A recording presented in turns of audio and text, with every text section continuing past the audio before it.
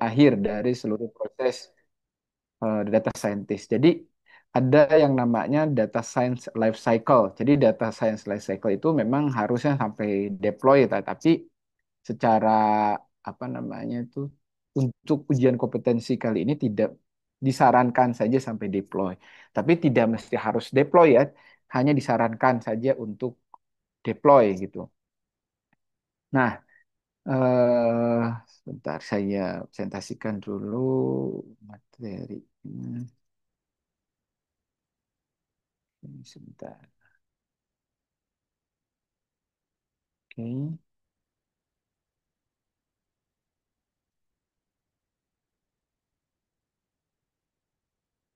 Sebenarnya apa namanya itu? Mungkin sering ya untuk teman-teman yang di sini bergelut di bidang data mining khususnya ya kalau di kalau yang lulusan ilmu komputer atau sistem informasi biasanya itu ada salah satu lab yang khusus untuk dosennya itu punya kompetensi terkait dengan data mining atau data warehousing dan sebagainya. Karena memang bukan program studi data science ya. Mungkin kalau program studi data science mungkin agak sedikit lebih spesifik labnya. Tapi kalau program studi ilmu komputer, teknik informatik, itu ada yang namanya biasa bidang keilmuannya terkait dengan data mining. Dan itu macam-macam biasa bidang keilmuan dosennya. Bisa computer vision, bisa NLP, Neural Language Processing, bisa bagian optimasinya dan sebagainya. Jadi bagian apa namanya itu text to speech atau speech to text dan sebagainya banyak sekali sebenarnya bagian dari turunan dari NLP itu sendiri. Tapi kalau di computer vision ada yang bagian video, ada yang bagian apa namanya itu image dan seterusnya lah. Ini terkait di computer vision. Biasanya dibagi menjadi dua itu. Nah, Bapak Ibu terserah mau masuk bidang yang mana ya harusnya ya terserah sesuai dan kompetensi masing-masing Bapak Ibu semua. Nah, kali ini kita akan coba mendiskusikan bagaimana membangun sebuah model dari apa saja yang sudah kita lakukan kemarin gitu. Sekaligus kita coba mensimulasikan proyek yang memang yang akan menjadi bagian dari prototipe Bapak Ibu semua yang akan dipresentasikan siang gitu. Nah, tapi sebenarnya nanti kita akan lihat gitu, seluruh apa yang ada di dalam proyek itu setidaknya masuk minimal, enggak ada minimal, ada beberapa unit yang harus terpenuhi. Mulai selection objek, misalkan terus processing, data understanding, kemudian setelah itu pemodelannya ya evaluasi dan kemudian modeling. Seperti itu Bapak Ibu. Nah, kali ini saya akan coba menjelaskan beberapa konsep sekaligus terkait dengan teknikal bagaimana mengembangkan sebuah model. Nah, siklus data scientist atau data science life cycle atau yang disebut dengan ML Ops ya, lebih advance aja ML Ops atau machine learning operation itu ada beberapa tahapan pengumpulan data jikalau memang kita menggunakan data yang sifatnya implementatif misalkan. Jadi kita akan melakukan face recognition untuk presensi misalkan. Berarti kita harus mengumpulkan data pegawai, foto-foto pegawai, dengan spesifikasi yang telah kita tentukan dengan tujuan untuk memudahkan kita dalam proses learning gitu ya. Dalam proses learning tidak ataupun dari sisi pra-processing tidak terlalu bingung gitu, tidak terlalu apa namanya itu costly buat kita untuk melakukan pra-processing sehingga kita mengumpulkan data dan spesifik yang sudah kita tentukan. Pengumpulan data, kemudian kita lakukan pra-processing. Kalau di image itu pra-processing itu apa? Bisa augmentation data, merubah atau cropping data dan sebagainya. Pemilihan model, nah model apa yang paling bagus? Misalkan kalau kita lihat di Hugging Face atau kita dilihat di paper with code itu biasanya kan ada apa namanya tuh kompetisi model-model apa yang paling bagus dengan data yang seperti apa dan seterusnya kita pilih misalkan model A sesuai dengan spesifikasi yang akan kita tentukan. Misalkan kita ingin face recognition, maka kita ngambil model-model yang memang fokus untuk face recognition dan seterusnya. Kemudian kita lakukan training, evaluasi, evaluasi kita coba simulasikan di sini evaluasi yang sifatnya standar. Sebenarnya banyak teknik evaluasi yang lebih spesifik terkait dengan tas tertentu. Misalkan terkait dengan tas klasifikasi apa untuk kelas tax untuk next token prediction untuk teks gitu ya, untuk translation tasnya. Ada juga untuk translation misalkan dari bahasa Indonesia ke bahasa Inggris atau bahasa Indonesia ke bahasa Jawa misalkan. Itu juga ada teknik evaluasinya tergantung kepada tasnya. Baik itu prediction, classification, ataupun clustering itu punya tas masing-masing. Dan terakhir itu adalah fine tuning. Fine tuning ini adalah bagaimana kita mencari parameter.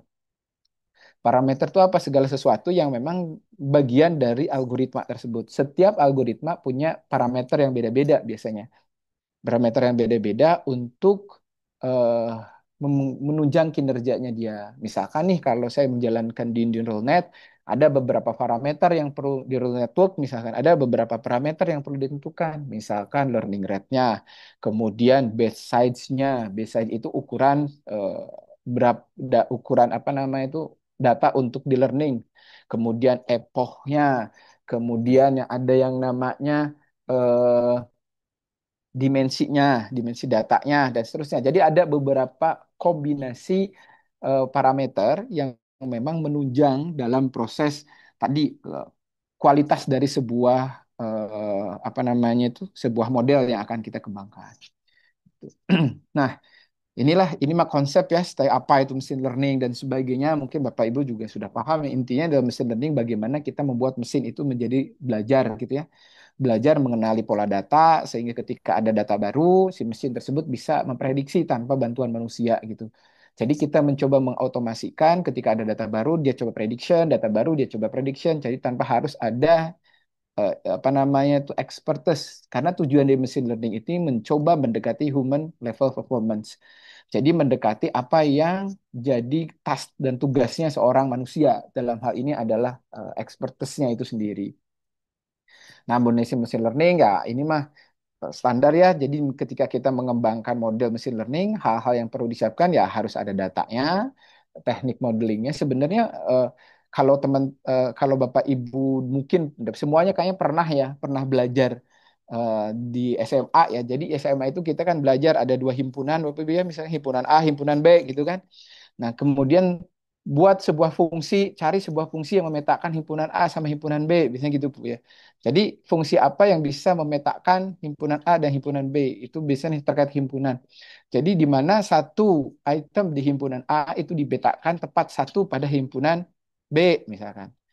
Nah, apa fungsi yang tepat untuk memetakan itu? Nah, itu yang disebut sebagai machine learning sebenarnya, Pak. Jadi sebenarnya kita selama ini adalah memetakan antara X, variabel X itu fitur, dengan variabel Y itu target kelas. Jadi di mana satu fitur, satu baris fitur dipetakan, satu baris keseluruhan X, X itu kan bisa multiple fitur ya Pak ya. Satu baris raw data dengan beberapa fitur dipetakan dengan satu Y. Jadi kita mencari fungsi sebenarnya. Nah, fungsi ini bisa berupa probabilistik, bisa berupa apa namanya itu rule gitu ya. Nah, kalau di neural network itu fungsi ini apa ya? Fungsinya fungsi linear sebenarnya. Karena dasarnya adalah neural network itu adalah fungsi linear. Begitu juga dengan regresi, sebenarnya kan fungsi linear. Memetakan antara kalau misalkan sumbu X, sumbu Y, jadi memetakan antara data di sumbu X dengan data di sumbu Y kalau ada persamaan garis linear. Nah, yang dicari apa? Yang dicari adalah W atau A dan B bias. Jadi ketika kita mencari sebuah garis yang memetakan titik-titik di dalam sebuah apa sebuah bidang kartesian X dan Y, maka dengan garis linear, maka ya fungsinya fungsi linear, maka yang kita akan dapatkan adalah persamaan Y sama dengan AX plus B. X itu adalah nilai X-nya, Y itu adalah nilai Y-nya. Jadi kita mencari fungsi yang bisa kira-kira memetakan keseluruhan titik gitu ya, sehingga nanti prediksi X berikutnya berapa nilai Y-nya dengan nilai A atau nilai A dan B yang sudah kita dapatkan dari data-data yang ada. Nah, itu yang disebut sebagai proses learning. Jadi proses learning memodelin itu memetain fungsi. Jadi outputnya adalah fungsi. Kalau kita standarnya kita belajar dulu ketika SMA ya. Jadi machine learning itu ya itu sebenarnya kerjanya mencari pola, mencari memetakan titik-titik ke dalam sebuah persamaan gitu, persamaan fungsi. Kalau kalau apa namanya tuh nah fungsi ini sendiri ada fungsi yang sifatnya linear, ada kita ingin membuat fungsi yang non linear. Nah, yang non linear ini artinya ada beberapa persamaan yang bisa menyebabkan fungsi ini tidak nonlinear. Nah, itu kan mungkin belajar di kalkulus, bagaimana kita membuat fungsi nonlinear dan seterusnya. Karena ada beberapa data yang kita nggak bisa dekatin dengan garis lurus, tetapi harus garisnya melengkung-melengkung. Nah, itu adalah garis eh, apa namanya tuh yang didapatkan dari proses learning itu sendiri. Nah, ini itu konsep dari model machine learning. Jadi ketika kita belajar machine learning, pada dasarnya kita itu sebenarnya mengimplementasi matematika yang sudah lama kita pelajari sebenarnya seperti itu dari SMA, dari SMA ya, terus mungkin satu mata kuliah kalkulus itu kita pasti dapat. Waktu itu kita juga bingung apa yang itu tuh apa sih itu belajar-belajar ini. Ternyata ketika kita mendalami lebih dalam terkait dengan bidang ilmu yang akan kita tekuni, misalkan bidang machine learning atau bidang data scientist, ternyata itu sangat sangat relevan dan sangat dibutuhkan sekali pemahaman itu gitu. Nah, eh, kan data science dalam intelijen sebenarnya mengambil keputusan lah. Ya, bahannya untuk otomasi analitik dan sebagainya otomasi dan seterusnya Bapak Ibu ya. Ini terkait dengan peran data scientist-nya. Nah, AI ini kecerdasan buatan. Jadi apa sih bedanya machine learning, AI? Jadi kalau di kurikulum biasanya belajar dulu artificial intelligence. Artificial intelligence itu bagaimana kita berpikir mencari pola atau berpikir berpikir atau belajar mesin itu seperti hal yang manusia itu AI ya. Jadi mata kuliah AI itu isinya biasanya bagaimana mesin itu belajar. Jadi memahami bagaimana mesin itu belajar, bersifat dan belajar seperti halnya manusia gitu. Nah, sebenarnya machine learning itu keturunannya dengan artificial intelligence yang jauhnya yang memahami tentang lebih detail bagaimana algoritma machine learning itu digunakan untuk apa namanya itu bersifat atau algoritmanya seperti apa untuk belajarnya tersebut gitu. Lebih ke arah seperti itu. Nah, nah siklus data modeling pengembangan model ataupun sering disebut data science life cycle itu ada pengumpulan data. Jelas itu yang kita lakukan ya. Kalau kita perlu ini ya untuk kalau kita perlu mengumpulkan data. Kalau kita tidak perlu mengumpulkan data, Anda Bapak Ibu bisa menggunakan data publik.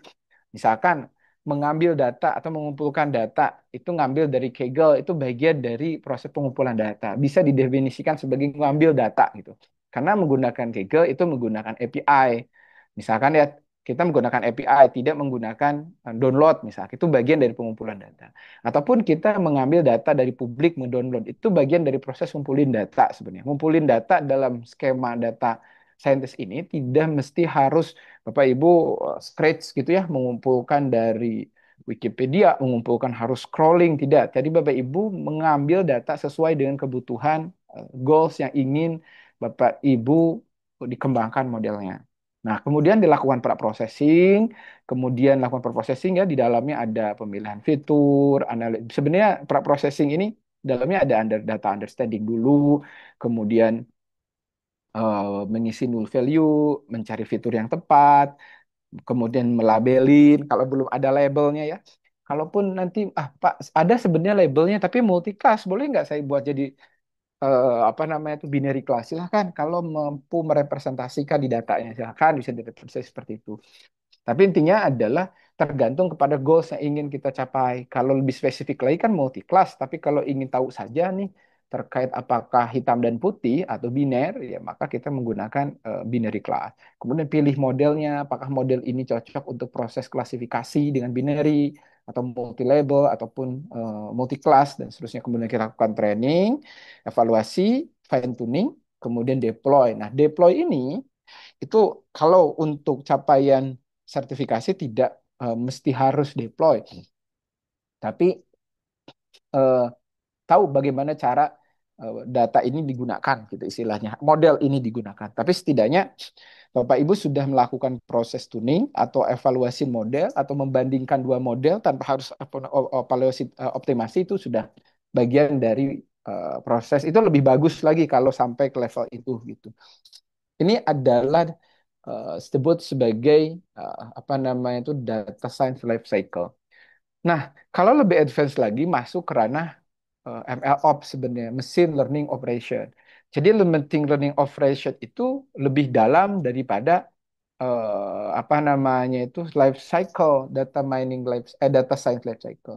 Karena ketika kita ngedeploy data yang didapatkan di deploy dari end user langsung, data itu digunakan untuk proses pemodelan lagi. Jadi lakukan processing lagi, kemudian lakukan pemilihan apa tuh training lagi, lakukan evaluasi lagi. Data tersebut yang awalnya mungkin datanya 10 karena ada interaksi dengan user langsung, mengumpulkan data juga di situ secara tidak langsung, data itu dipakai untuk training lagi. Jadi secara tidak langsung kita mengumpulkan data behavior pengguna aslinya yang mungkin awalnya yang kita kumpulkan eh, 10 bertambah jadi 20. Misalkan studi kasus adalah ketika kita sebentar saya coba eh, eh, apa namanya tuh mengambil salah satu arsitektur ML Ops mungkin. Sebentar. Ops saya ada production ML Ops. Oh ya, sebentar. Saya pernah buat materi ini, jadi saya coba coba apa namanya itu menampilkan ke Bapak Ibu bagaimana bedanya ML Ops arsitektur atau pipeline di ML Ops sama pipeline yang ada di data science life cycle. Workflow-nya agak sedikit berbeda. Sebentar. Workflow. Hmm, ini dia.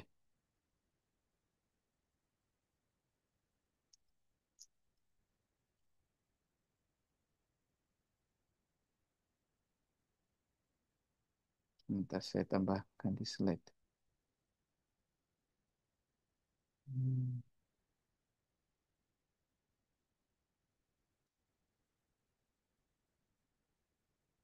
ya, screenshot.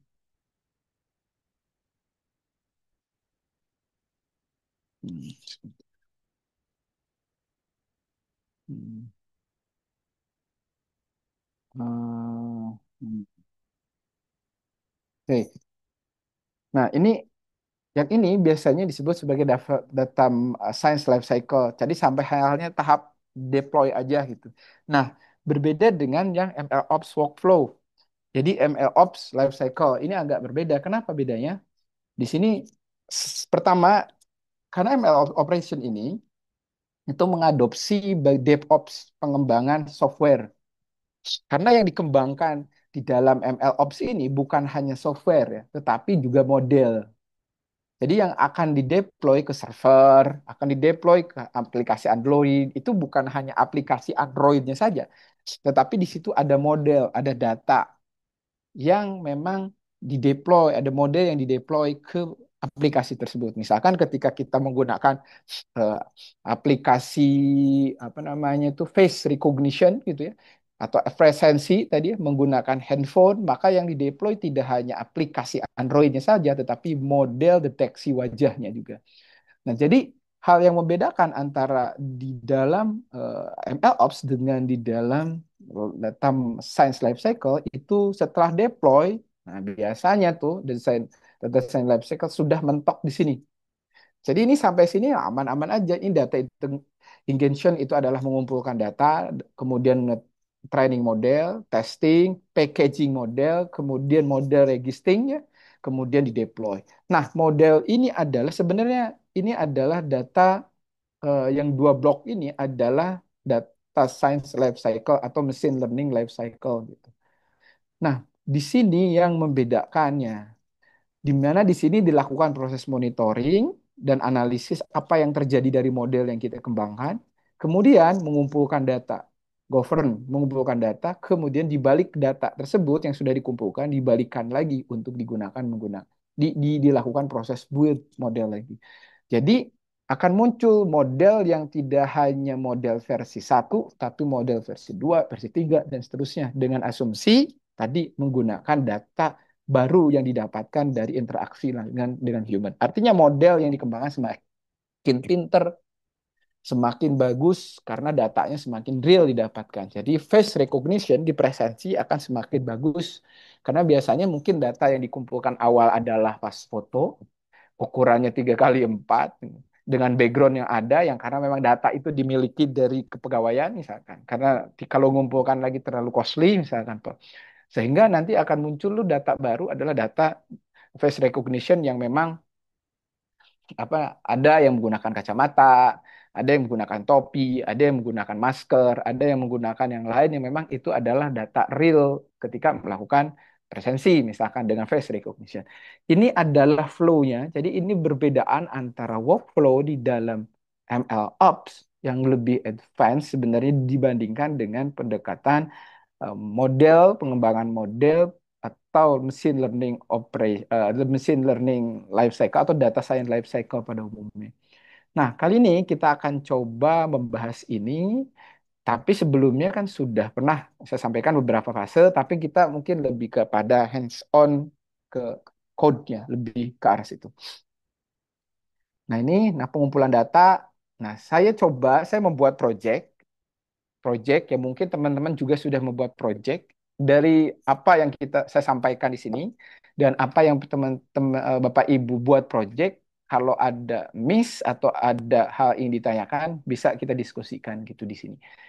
Tujuannya apa? Tujuannya nanti siang hari Bapak Ibu dilakukan presentasi kurang lebih untuk simulasi sebenarnya, untuk simulasi proses ujian apa namanya itu ujian kompetensi nyatanya ya gitu, realnya seperti itu.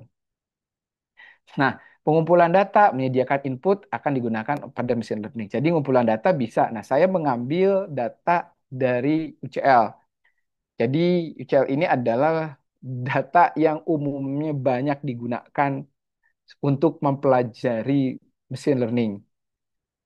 Misalkan data apa yang ada di sini itu adalah data iris. Itu banyak tuh, Bapak Ibu ya. Jadi banyak digunakan tuh data iris ini dari UCL. UCL repository. Nah, saya menggunakan data yang namanya heart disease, penyakit jantung. Data terkait dengan penyakit jantung. Nah, hal yang pertama yang lakukan, saya mengambil dari data ini, kemudian dibaca deskripsi data ini, ternyata di bagian depan itu ada deskripsinya. Deskripsinya secara real terkait dengan data yang ada. Di sini disebutkan datasetnya adalah karsek multivariat, kemudian subjek area terkait dengan kesehatan, tas yang digunakan adalah klasifikasi. Betul, tas yang digunakan di situ ada kelas target sebenarnya. Ada kelas yang namanya dia apa namanya itu normal, penyakit jantung jenis A, penyakit jantung jenis B, penyakit jantung jenis C. Ada lebih dari dua kelas. Nah, di sini ada kategori fiturnya, ada real, integer, kemudian kategorikal ya. Nah, kemudian di sini ada instance-nya. Instance-nya di sini ada 303 itu untuk satu institusi. Jadi ini berasal dari beberapa institusi. Setelah saya lihat kalau secara default di sini di dalam apa namanya tuh di dalam deskripsinya data UCL itu disampaikan itu cuma 303 instance. Instance itu baris apa tuh? Ya, instance itu adalah eh, item ya, baris gitu istilahnya. Nah, kemudian eh, ternyata di dalamnya ada dari beberapa institusi, tidak hanya dari ini ya, Cleveland Clinic Foundation, tapi ternyata dari beberapa institusi lain, ada University Hospital, kemudian dari Hungarian Institute Kardiologi dan sebagainya. Tapi data ini mencerminkan terkait bagaimana kondisi pasien yang didefinisikan sebagai pasien yang kena jantung tipe A, tipe B, tipe C, dan pasien yang normal gitu. Nah, ini atribut datanya. Jadi atribut data yang digunakan ada beberapa ya yang kemungkinan digunakan. Saya filter beberapa yang ini tapi ini berdasarkan data set di sini ya. Data set yang saya ambil di sini itu ada usia, jenis kelamin. Nah, berarti ini kalau usia kan integer ya. Jenis kelamin ya berarti ini kategorikal ada laki-laki ada perempuan di situ. Kemudian ada tipe nyeri dada. Nah, ada tipe nyeri dada ada tiga, ada empat nih. Ada tipikal aginan, ada non aginan pain dan seterusnya. Saya kurang begitu paham jelas isi dari tipikal ini. Yang pasti itu ada tiga nyeri dada yang itu didefinisikan sebagai tiga tipe di situ. Kemudian ada tekanan darah saat istirahat normal, kemudian ada kolesterol serumnya, kemudian gula darah ketika berpuasa seperti apa, kemudian hal-hal yang lain yang mendefinisikan riwayat dari si pasien yang dalam tanda kutip akan didiagnostik sebagai penyakit jantung atau tidak gitu istilahnya. Nah, ini ini adalah dataset yang ada dalam eh, apa namanya itu di dalam tadi ya dataset yang ada di dalam data yang saya ambil. Dan ini adalah distribusi datasetnya. Nah, ternyata di sini ada tabel yang namanya atau kolom atribut yang namanya num. Sebentar. Jadi num itu apa? Hasil diagnosiknya sehat atau sakit jantung. Nah, sehat itu didefinisikan 0, sakit jantung itu 1 sampai 4. Nah, sakit jantung itu ada tipenya, ada 4 tipe di situ. Tapi saya definisikan di sini sehat ataupun sakit jantung gitu. Nah, jadi dari data ini sebenarnya ada angka 3, angka 2, ada angka 4. Nah, seperti itu ya dari 0, 2, 3, dan 4 gitu. Kemudian angka 5. Jadi di NUM ini memiliki variasi. Nah, sumbernya adalah Cleverland karena kita mengambil datanya ngambilnya dari 4 source ya. Karena sehingga saya di sini tambahkan sumber. Jadi ini sumber ini adalah atribut baru yang saya definisikan. Karena pada setiap eh, sini, setiap data ini cuma ada atribut atribut yang lain ya selain atribut source. Tujuannya hanya untuk tahu saja. Nextnya mungkin prediksinya berdasarkan source-nya atau mungkin ada analisis bahwa di dalam setiap eh, daerah memiliki ciri yang berbeda, misalkan ada karakteristik yang berbeda dalam definisi orang yang sakit jantung atau yang lain. Kalau itu analisis lebih lanjutnya. Namun saya akan hanya menganalisis menggunakan data ini dan hanya menggunakan tanpa menggunakan data source. Nah, ini data understanding-nya. Jadi saya coba pahami isi datanya itu apa. Misalkan datanya ada 920 core terdiri dari sesuatu yang berbeda, target distribusinya. Nah, ini target distribusinya di sini healthy sama disease. Nah, healthy dari disease ini saya dapatkan dari mana? Dari informasi ini. Sehat itu 0, disease itu sakit jantung itu adalah 1 sampai 4. Jadi kalau 1 sampai 4 berarti definisi sakit jantung. Kalau numnya kurang 0 berarti sehat. Jadi saya coba distribusinya ada berapa persen, gender atau laki-laki atau perempuan gitu ya. Usia rata-rata berapa. Nah, mungkin kalau di Indonesia bisa ditambahkan tuh penyakit, apakah dia perokok, perokok berat atau tidak perokok berat dan sebagainya gitu istilahnya ya.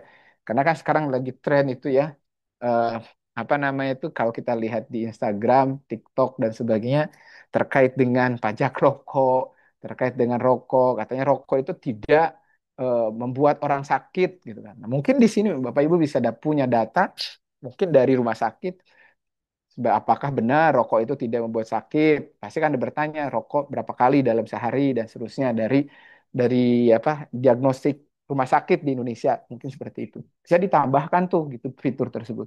Nah, dari data ini karena saya akan hanya memprediksi bagian ini ya, bagian NUM ini apakah dia sakit jantung atau tidak sakit jantung, maka saya tidak menggunakan multi class, saya hanya menggunakan binary class. Sebenarnya kita bisa menggunakan multi class gitu agar lebih spesifik ini sakit jantungnya apa gitu. Kita bisa lakukan itu. Cuma saya coba yang simple saja untuk memberikan gambaran saja kepada Bapak Ibu bagaimana hanya memprediksi binary class-nya aja. Sehingga ketika saya melakukan klasifikasi modelnya, berarti saya melakukan klasifikasi kepada 2 kelas. Model yang digunakan adalah model binary class. Jadi model yang hanya prediksi apakah yes atau no, sakit atau tidak. Jadi untuk task yang digunakan adalah task klasifikasi, bukan prediksi nilai menggunakan kelas continue, tetapi kelas klasifikasi itu kategorikal. Sehingga di sini saya lakukan pendefinisian atribut target di sini. Saya melakukan atribut target, pelabelan, melakukan atribut target yaitu kelas sehat dan kelas sakit jantung di atribut num tadi saya simpan. Jadi atribut num itu diganti yang awalnya adalah 1, 0-nya 0, 1, 2, 3, 4 gitu. Sekarang diganti hanya 0 dan 1. Hanya penyakit jantung dan tidak penyakit jantung. Ini kodenya, jadi saya coba replace, dirubah ada target, ada kelas target namanya.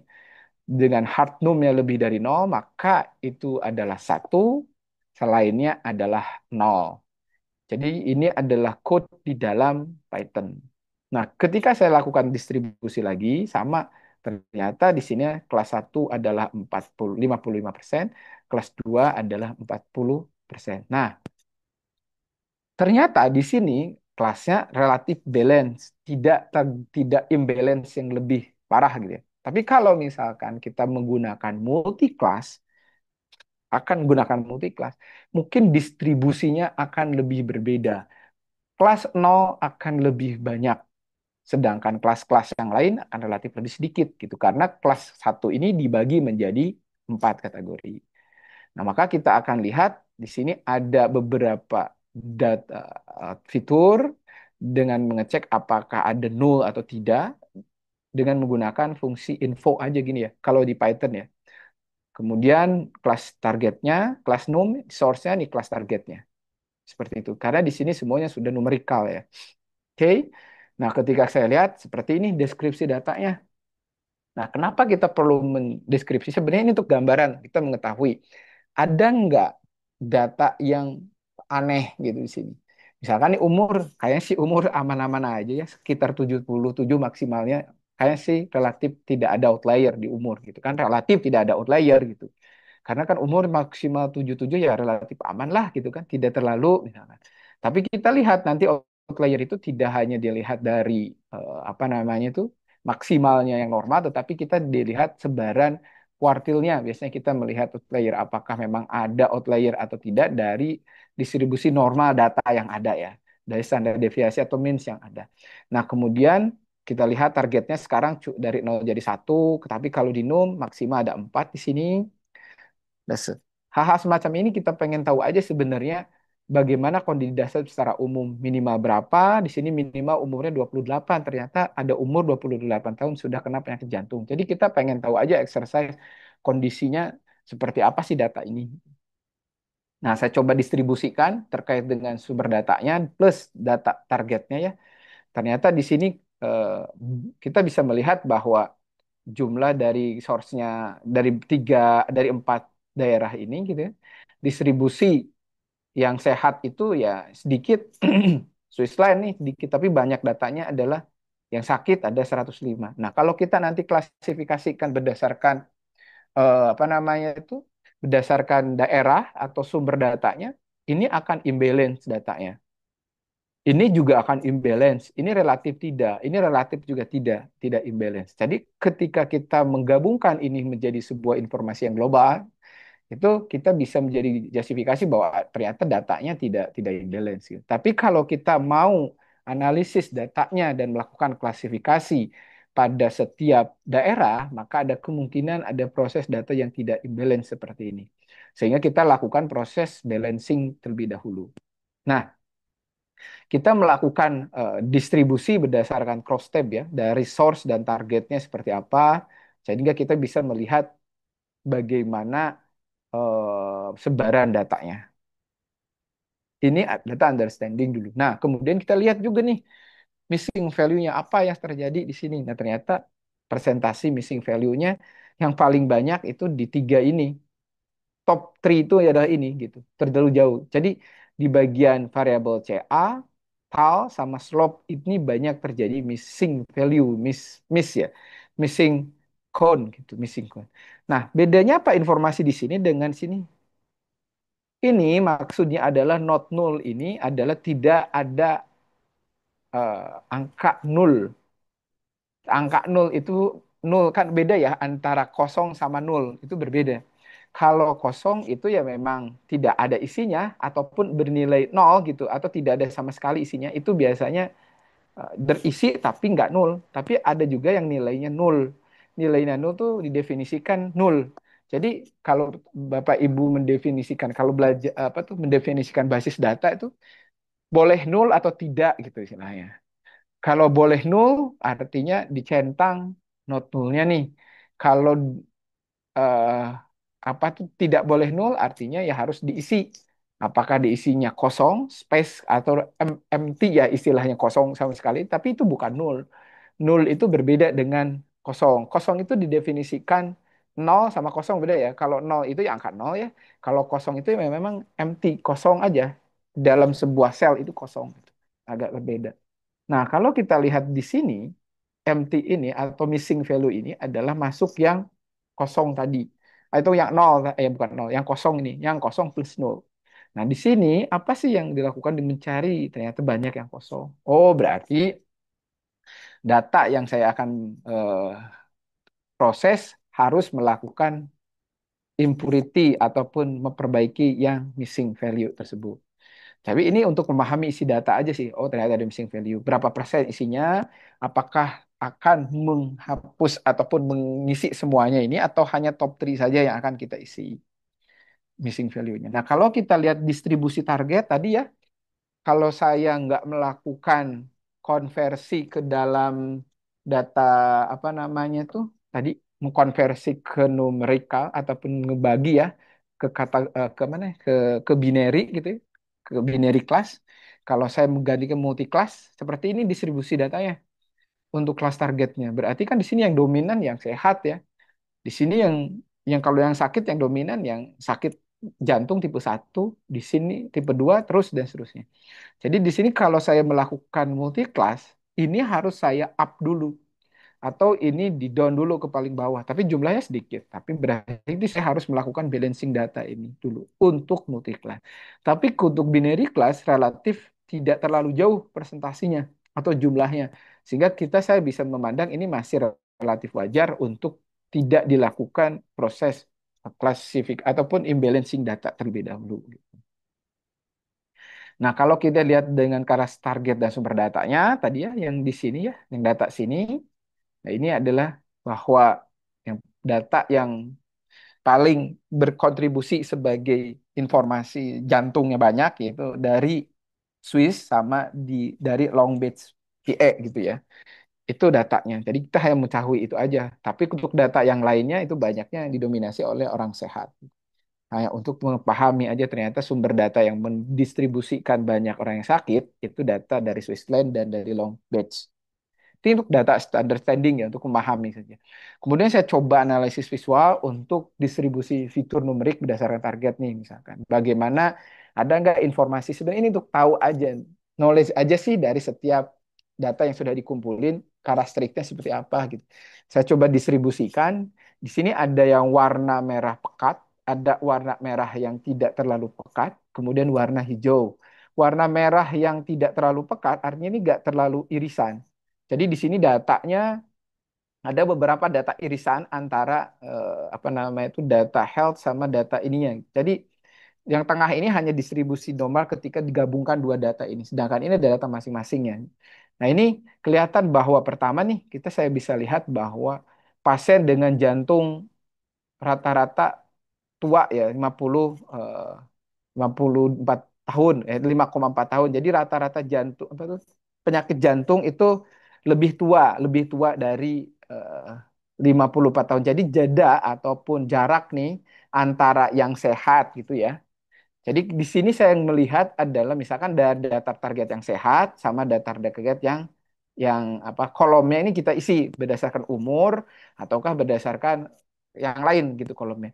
Yang sehat gitu dan dibandingkan dengan yang sakit itu rata-ratanya jaraknya antara lima tahunan gitu istilahnya 5 tahun. Jadi selisihnya sebenarnya ini untuk cari informasi bahwa eh, untuk ngasih tahu bahwa ternyata umur yang sehat itu lebih muda dibandingkan orang yang punya penyakit jantung gitu seperti itu. Jadi semakin eh, tua umurnya resiko untuk mendapatkan penyakit jantung itu lebih tinggi resikonya dari sisi umur gitu. Nah, kemudian saya melihat dari tekanan darahnya. Tekanan darat yang pasien dengan penyakit jantung itu lebih tinggi dibandingkan dengan yang tidak penyakit jantung, yang normal. Kemudian saya lihat dengan denyut jantungnya juga itu lebih rendah maksimalnya. Penyakit jantung itu punya denyut jantung maksimal lebih rendah itu dibandingkan dengan yang. Jadi ini hanya untuk eksplorasi aja, mengetahui insight apa sih yang ada di dalam data gitu. Jadi ini adalah bagian untuk memahami isi data itu sendiri gitu. Tujuannya apa ya? Kalau Bapak Ibu menulis laporan, maka Bapak Ibu bisa mendeskripsikan data ini dengan baik gitu. Ada insight apa yang didapatkan. Dan beberapa insight lagi yang mungkin Bapak Ibu bisa bisa bisa lakukan gitu di dataset ini. Nah, Kemudian kita lakukan box plot. Nah, salah satu box plot itu tujuannya adalah untuk mendefinisikan outlier sebenarnya. Jadi, kenapa outlier itu biasanya didefinisikan sebagai data yang melebihi dari Q3, biasanya apa kuartir, kuartir 3 itu kita definisikan sebagai itu ataupun ada outlier yang di luar gitu data yang di luar dari definisi ketiga ataupun yang kita definisikan gitu misalkan kita punya thresholdnya di sini yang batas bawah batas atasnya seperti apa di luar dari batas bawah dan batas atas ini kita definisikan sebagai outlier. Saya coba menggunakan misalkan nih batas bawah paling rendah kalau ini kan IQR ini adalah selisih antara kuartir yang paling besar, kuartir 3 dan kuartir 1 gitu, data yang paling rendah. Nah, kemudian kuartir ini ya kita akan melihat saya cuma thresholdnya berdasarkan 1,5, maka saya definisikan di sini ada yang di luar outlier, hitung jumlah outliernya, kemudian ini untuk hitung jumlah outlier, ada yang di ternyata untuk beberapa kasus misalkan umur tidak ada outlier, kemudian apa tuh data ini ada outlier dan seterusnya. Jadi cuma ada beberapa data saja yang mendapat outlier. Tapi kita bisa lihat apakah memang data ini benar-benar tidak normal, apakah data ini hanya kita mendefinisikan salah gitu untuk mendefinisikan lower sama uppernya. Nah, kita harus diskusi tuh sama dokter terkait dengan data ini. Apakah data ini perlu kita hilangkan, Pak? Ataukah seperti apa? Karena ini akan mengganggu dalam proses nanti pengembangan model, seterusnya ya Bapak Ibu. Jadi ini untuk analisis visualisasi. Nah, dari data-data ini kita bisa mengestimasi lagi juga untuk melihat fitur apa gitu sebelum kita melakukan modeling ya. Ini yang disebut sebagai pemilihan objek data gitu. Jadi fitur apa yang paling tepat untuk saya jadikan sebagai fitur dalam melakukan proses klasifikasi biner ini, sakit jantung atau tidak sakit jantung. Jadi saya coba lakukan correlation. Jadi saya lakukan korelasi ya, standar ya menggunakan persamaan korelasi sederhana ya. Jadi korelasi matrix ya ini jadi menggunakan apa namanya itu fungsi core. Jadi di dalam Python itu untuk menghitung correlation itu cuma menggunakan fungsi core ya ini ya di data frame ya di Pandas sebenarnya sudah ada ya di Pandas itu sendiri. Jadi kita melihat kolom apa yang akan Bapak Ibu hitung korelasinya. Misalkan kolom apa namanya itu kolom apa tadi itu ya edge misalkan ya. Jadi name kolom ini isinya adalah list ya. Jadi list kolom-kolom dari data frame hard data ini yang akan dihitung correlation-nya. Jadi hitung correlation ini pada data kolom yang kita definisikan sebagai list di sini.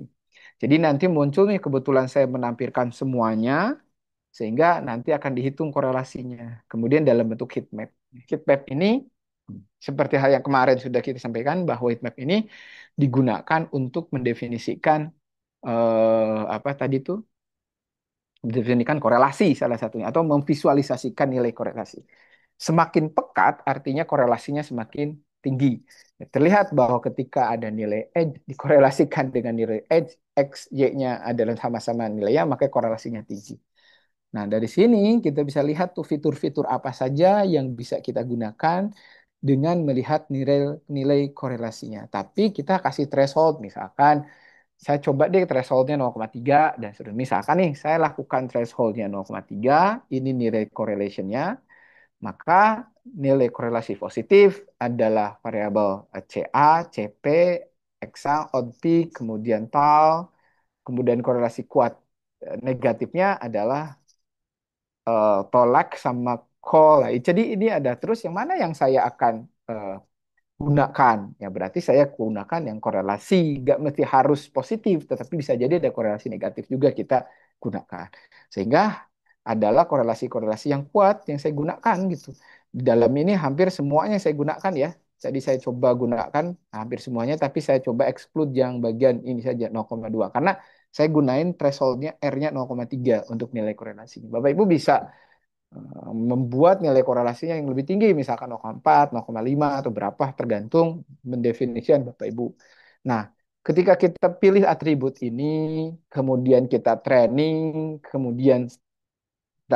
ya, kemudian balik lagi, ataupun training hasil akurasinya jelek, ya kita perbaiki dari sisi fitur apa yang akan kita gunakan. Bisa jadi thresholdnya terlalu tinggi, kita turunin misalkan. Ini untuk pendekatan correlation. Jadi sehingga ya tadi pemilihan fitur ini dilakukan secara manual. Nah, berbeda kalau menggunakan deep learning. Deep learning itu proses pemilihan fitur ini dilakukan di dalam satu arsitektur neural network.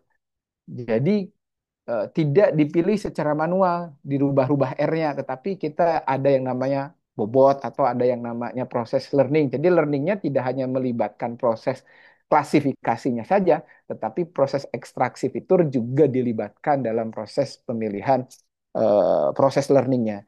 Jadi ketika saya ambil misalkan nih thresholdnya 0,3, berarti saya cuma mendapatkan fitur sekitar 7 fitur.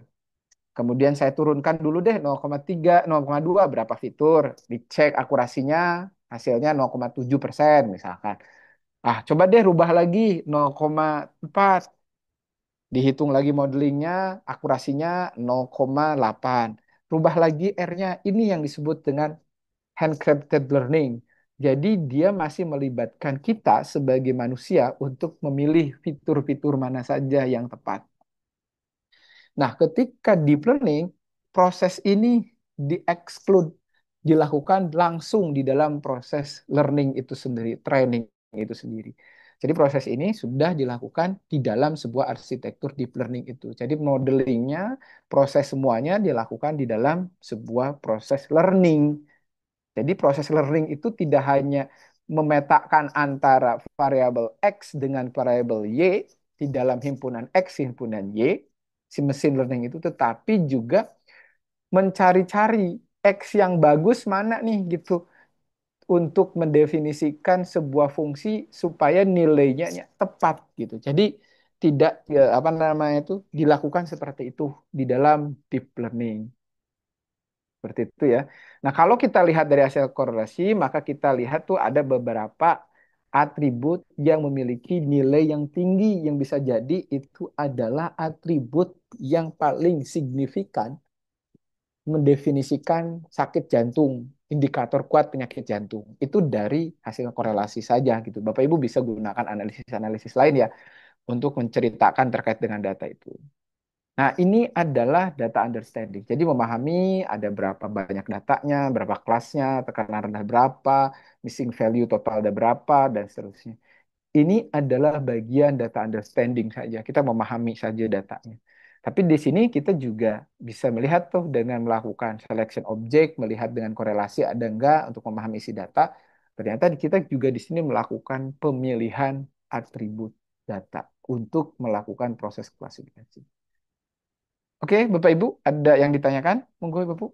Ada case dari tugas atau yang akan Bapak Ibu presentasikan siang? Monggo, silakan. Ada pertanyaan, Bapak Ibu? Oke, Pak, mau saya mau tanya, Pak Monggo, Lutfi. Pak. Monggo, Bu. Iya, tadi kan sempat menyinggung tentang threshold ya, Pak. Hmm. Nah, saya mau tanya kira-kira berapa sih, Pak, nilai R yang ideal dan kemudian kira-kira bagaimana nge-adjust R-nya itu biar dia itu ideal gitu di datanya. Oke, terima kasih banyak, Ibu. Nah, sebenarnya gini, ini kan ada dua proses yang terpisah. Ada proses learning, kalau di mesin learning biasa, Bu ya, di mesin learning tradisional. Ini ada dua proses pipeline yang terpisah. Ekstraksi fitur atau pemilihan data, objek data, dan satu lagi adalah pengembangan model. Jadi ada dua proses yang terpisah, Bu. Nah, kadang-kadang proses yang terpisah ini menyebabkan kita harus bekerja di dua proses ini gitu. Di satu proses training, satu pemilihan fitur. Dan itu terjadi secara independen. Independen masing-masing gitu. Walaupun hasil dari proses servis fitur kita gunakan di tapi itu dua proses yang dalam tanda kutip terpisah gitu Bapak Ibu. Nah, ketika dua proses yang terpisah ini, kita artinya kan harus ngejust satu-satu secara manual. kita just nih ekstraksi fitur R-nya. Ini contoh ekstraksi fitur ya, ekstraksi fitur yang ada pada menggunakan apa nih ya, menggunakan korelasi. Saya just 0,3 dat fitur yang digunakan ini, kemudian masuk ke training, hasilnya berapa. Jadi, nah ketika proses training itu selesai, ya kita tahu bahwa akurasinya berapa persen. Kita adjust lagi berapa persen. Jadi ini berdasarkan tadi yang disebut handcrafted learning. Jadi ada campur tangan manusia adjust tadi terkait dengan urusan R, nilai R ini atau nilai yang untuk proses ekstraksi fitur. Sehingga ini dilakukan secara manual dan kita pun kita nggak tahu nilai R yang objektif itu berapa. Karena itu by try and error, by adjustment tadi kita rubah tadi supaya jadi kita coba beberapa kombinasi. Jadi seperti itu. Itu melakukan adjustnya akan seperti itu, Ibu. Jadi dilakukan secara manual. Ketika nilai thresholdnya R ini yang tepat berapa, itu berdasarkan justifikasi kita R-nya itu. Bisa jadi ketika datanya beda, nilai just yang bagus, nilai akurasi R yang bagus, nilai R berapa untuk akurasi yang bagus, itu kan berbeda pula gitu. Jadi nilai R ini berdasarkan eksperimen kita sebenarnya, bukan berdasarkan nilai yang harusnya berapa sih yang bagus, tidak ada. Tapi ini berdasarkan eksperimen kita terkait dengan apa namanya itu pemilihan fitur ini. Nah, kalau sekali lagi saya sampaikan bahwa kalau di dalam deep learning nilai R ini dijust langsung ketika proses learning. Nilai R itu dijust dengan proses learning. Nah, nilai R ini kalau di dalam neural network itu bukan apa dijustnya itu bukan oleh kita ya, tetapi oleh proses learning. Jadi learning dapat nilai segini jelek, balik lagi nilainya tinggiin, besarin. Nah, nilai R ini seperti direpresentasikan di dalam neural network atau deep learning itu adalah bobot. Kalau atau disebut sebagai nilai bobot kalau di dalam deep learning. Jadi just menilai R itu dilakukan dalam skema learning, bukan terpisah. Fitur dulu diambil, kemudian learning. Atau nah kalau dalam deep learning nilai R ini sekaligus dalam sebuah pipeline training gitu. Jadi ini semuanya babarengan. Ngejasnya seperti apa? Tadi kemarin Bapak Ibu kita sudah diskusi ya. Ngejasnya berdasarkan hasil prediksinya. Kalau diprediksinya salah, hey, salah. Kayaknya sih fitur ini jelek, maka diupdate apa? Ada proses namanya back propagation, ada yang namanya gradient ascent, adanya learning rate dan sebagainya. Kemudian nilai bobot itu dikurangi gitu. Jadi bisa jadi kalau di machine learning kita nggak milih dulu sampai gini, bisa jadi semua di deep learning kita milih aja semuanya fiturnya dimasukin biar si mesin yang cari tahu sendiri mana yang paling signifikan berpengaruh dalam proses prediksi dia sakit atau tidak. Jadi seluruh datanya diambil dulu kalau di deep learning mah dimasukin dulu. Jadi masukin kalau semuanya dimasukin karena setiap ini punya nilai bobot istilahnya Bapak Ibu. Nah, didefinisikan secara random awalnya. Tapi ketika proses learning baris pertama dia prediksinya betul. Kemudian betul, oke baris kedua bobotnya dirubahnya dikit, tidak dirubah misalkan. Buat kedua, prediksinya salah, bobotnya dikurangin. Apa yang salah menyebabkan salah? Dicoba dirubah, apakah bagian apa atribut satu, dua, tiga kita nggak pernah tahu. Dia terus learning berdasarkan nilai epoch tadi.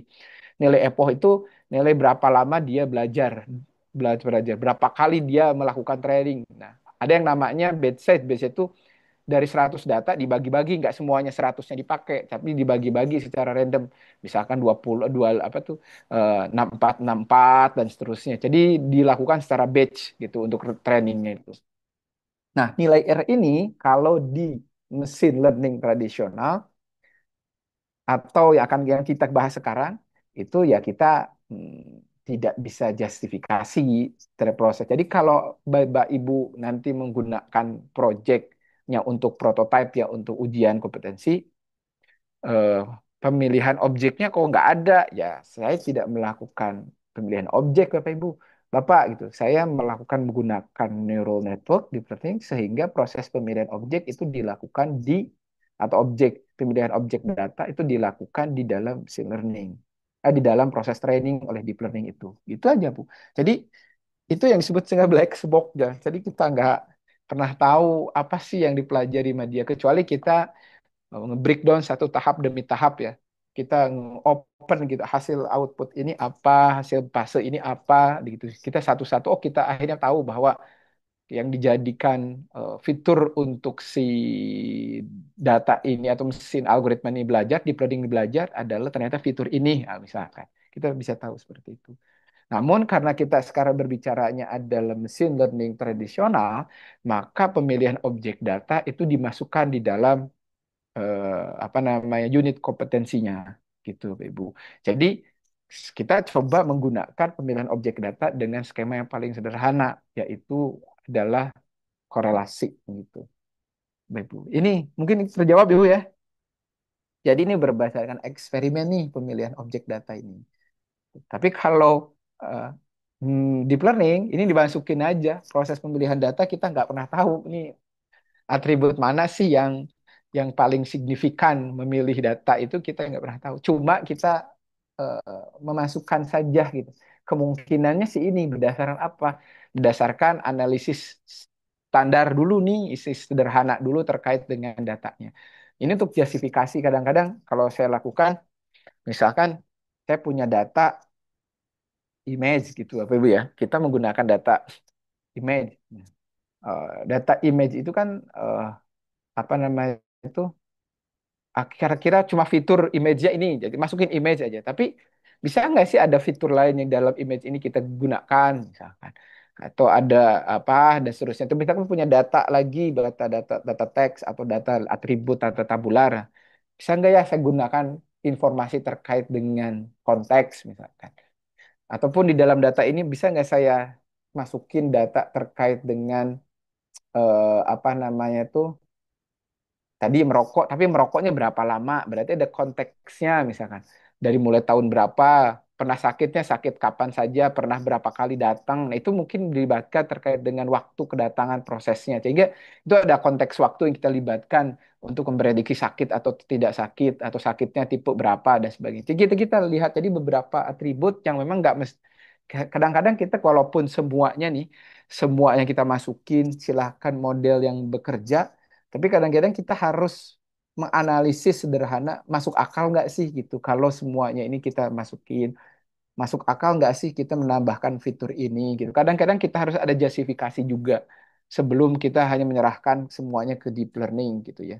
Seperti itu mungkin jawabannya ya terkait dengan nilai R ini, Ibu, Ibu, Bu Nisa ya Bu ya. Oke. Ada yang lagi yang ditanyakan Bapak Ibu?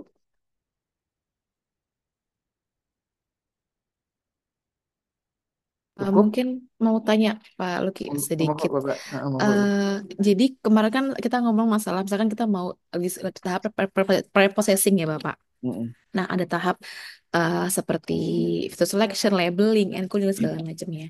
Saya kemarin sempat melakukan ini Pak, riset sedikit kecilan begitu. Nah, ternyata data saya itu awalnya kan tentang data padi begitu, data panen padi di Kabupaten Jember begitu. Hmm. Nah, kemudian saya coba untuk mengencodingkan beberapa apa namanya parameter begitu atau fiturnya. Jadi saya coba encodingkan kecamatan, kemudian beberapa bulan dan ya dan bulan juga bulan. Jadi beberapa data yang apa kategorikal saya ubah ke numerik begitu. Saya Hmm. olah datanya, saya cari fitur selectionnya. Ternyata ketika sudah running nih Bapak, udah model sudah jalan, ternyata kok ini ya hasil prediksinya malah amburadul begitu. Maksudnya tidak Oh, apa yang nggak bagus begitu. Nah, pertanyaan saya adalah apakah encoding itu perlu digunakan ke semua fitur. parameter fitur yang sifatnya kategorikal atau hanya selected fitur aja gitu. Maksudnya hanya untuk yang benar-benar eh, bakal berpengaruh gitu. Karena kan saya kemarin tuh mengkonvertnya misalnya ke kecamatan, berarti kan harusnya ada relasi lah ke kecamatan ini dia bagaimana prediksinya begitu. Tapi ternyata setelah di kategori dibentuk numerik kok ternyata hasilnya kurang maksimal begitu. Mohon Oke, mungkin ada oke. penjelasannya, Pak. Ya, Nggih. Bapak Ibu. Jadi kadang-kadang Bu, ketika kita misalkan ini prediksi jumlah panen atau apa Bu? Iya, panen Bapak betul panen. Berarti dalam jumlah ton kayak gitu Bapak Ibu ya? Iya, betul. Dalam jumlah istilahnya itu continue continue nilai continue berarti yang Iya. diprediksi ya. Nggih, Oke. betul. Berarti nilai continue yang akan diprediksi. Jadi begini. Jadi kalau kita nah kadang-kadang kan sebenarnya kenapa sih data understanding ataupun processing itu menghabiskan waktu yang lama ketika sebelum proses modeling? Karena kadang-kadang kita ini punya data A misalkan. Data itu ada bulan, kemudian ada apa namanya tadi kecamatan dan sebagainya. Kita lakukan encoding semuanya. Sebenarnya proses encoding untuk kategorikal kalau mau dimasukkan sebagai fitur dalam proses modeling itu harus dilakukan. Tapi permasalahannya bukan di proses encoding ketika kita ini berbicara terkait data ini ya, data tabular Bapak Ibu ya. Jadi ketika label encoding ini eh, dalam tanda kutip tadi ya, dalam udahan. Jadi yang menentukan itu bukan proses encoding karena proses encoding ini hanya membantu kita dalam mengkonversi ke dalam bentuk numerika sehingga nanti dilakukan proses algoritmanya, masuk di dalam proses algoritmanya.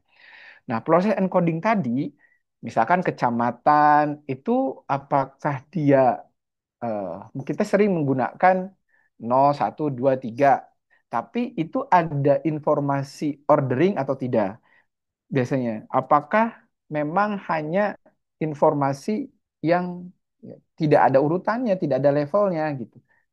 Karena bisa jadi si mesin gitu Bapak Ibu ya, melihat bahwa ketika kita encoding dengan nilai numerikal gitu, bisa jadi dia menginterpretasikan itu informasi bahwa nol lebih besar daripada satu, satu lebih besar daripada dua kecamatan ini seolah-olah berurutan gitu informasi. Jadi nilai yang paling besar itu nilai yang paling bagus untuk memprediksi ini. Bisa jadi seperti itu. Tapi umumnya sih gini, Bu. Jadi ketika proses encoding itu satu hal yang pasti, tapi yang mendefinisikan yang bagus atau tidaknya, yang paling berperan dalam proses eh, pemilih atau akurasi adalah pemilihan fitur itu sendiri.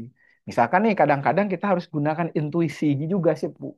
Bapak Ibu. Jadi ketika kita milih fitur, tidak hanya serta-merta kita lakukan korelasi, tapi kadang-kadang kita juga harus melihat intuisi kita juga gitu berdasarkan pengalaman atau human expert juga gitu. Bisa jadi nih ada korelasi antara jumlah panen dengan nilai bulan. Misalkan jumlah panen di bulan ini mungkin lebih tinggi seiring dengan bertambahnya nilai bulan, misalkan bulan 12 itu lebih tinggi dibandingkan ada korelasinya nih pada nilai-nilai yang besar-besar eh, dengan jumlah panen karena mungkin panen ada bulan kalau panen setahun dua kali ya berarti kan bulan ke-6 dan bulan ke-7 itu punya korelasi kuat karena umumnya panen di bulan-bulan itu aja gitu istilahnya. Tapi pertanyaannya, apakah nilai bulan itu mempengaruhi jumlah panen? Secara intuisi kita aja gitu. Apakah nilai bulan secara real di lapangan itu mempengaruhi jumlah panen? Kayaknya sih gitu kan bisa jadi. Kayak sih nggak ada hubungannya ya kalau secara intuisi kita bulan itu dengan panen cuma ada beberapa fase penanaman yang sama di seluruh petani. Bulan ini biasanya panen, bulan ini menanam, jadi ada keseragaman, tapi itu nggak mempengaruhi jumlah panennya. Bisa jadi variabel itu nggak berpengaruh gitu, walaupun dari sisi studi ya, dari sisi akurasinya positif, tapi secara intuisi kita kayaknya sih nggak ngaruh ya gitu. Coba mungkin kita apa namanya baca lagi literatur atau tanya expert. Ya kayaknya sih nggak secara intuisi saya pribadi gitu ya. Itu hanya behavior proses penanaman saja tidak mempengaruhi jumlah panennya gitu. Jumlah nilai panennya.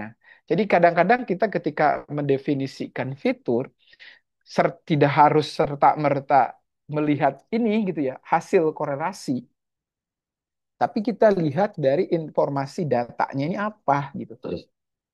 Kalau misalkan nih, kadang-kadang saya libatin juga deh, coba deh tanggal lahir.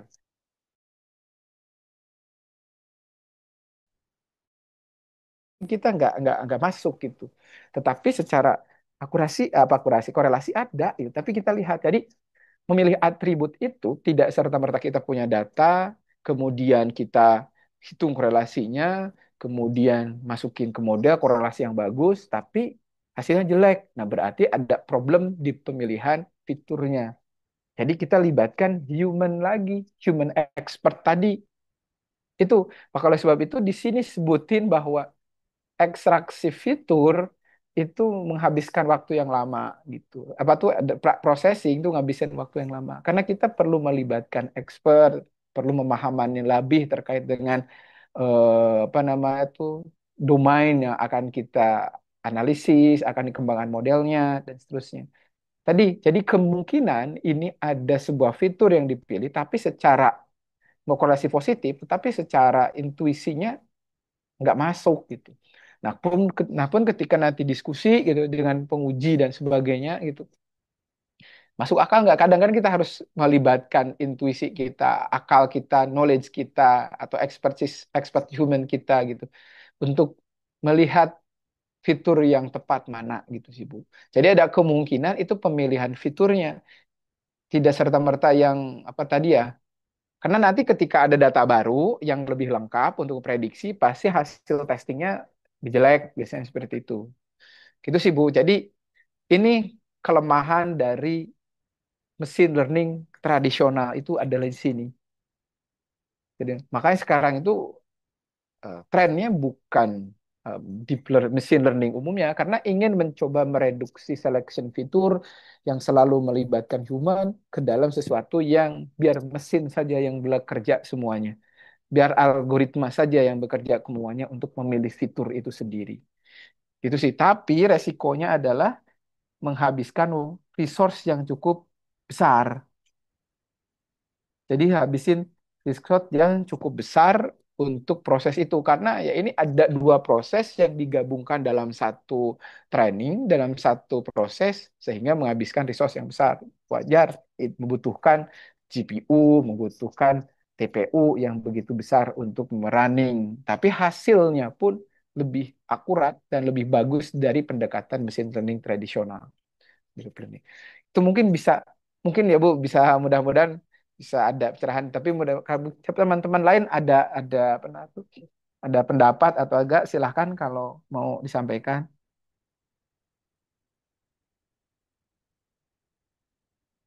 Atau cukup Bapak Ibu ada pertanyaan lain terkait dengan processing. Apa itu dengan data understanding gitu.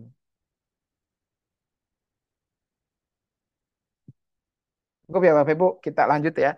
Nah, ya ini data understanding. Nah, berikutnya processing. Sebenarnya Pak processing itu kita melakukan pembersihan data, merubah data dengan hasil data understanding. Kita memahami isi data. Jadi kita mencoba perbaiki sebelum kita lakukan proses modeling. Hal yang dihandling missing value. Tadi kita tahu banyak beberapa yang kosong. Saya lakukan kalau yang numerikal saya definisikan sebagai modus ya paling banyak muncul di kategorikal tersebut. Kalau misalkan menggunakan data numerikal saya menggunakan median. Itu adalah salah satu standar untuk mengisi nilai dari hal-hal yang kosong. Tapi kalau kita ternyata datanya ini missing value-nya ini dan kemudian kira-kira bisa dihapus saja nggak Pak itu ya boleh saja sebenarnya dihapus tapi datanya semakin sedikit misalkan.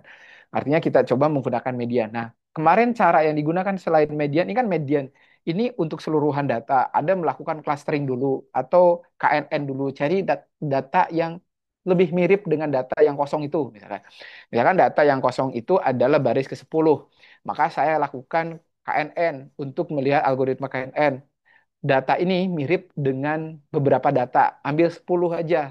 Misalkan ambil yang paling mirip tetangganya dengan data ini, ada berapa baris data atau ketetanggaan yang paling mirip.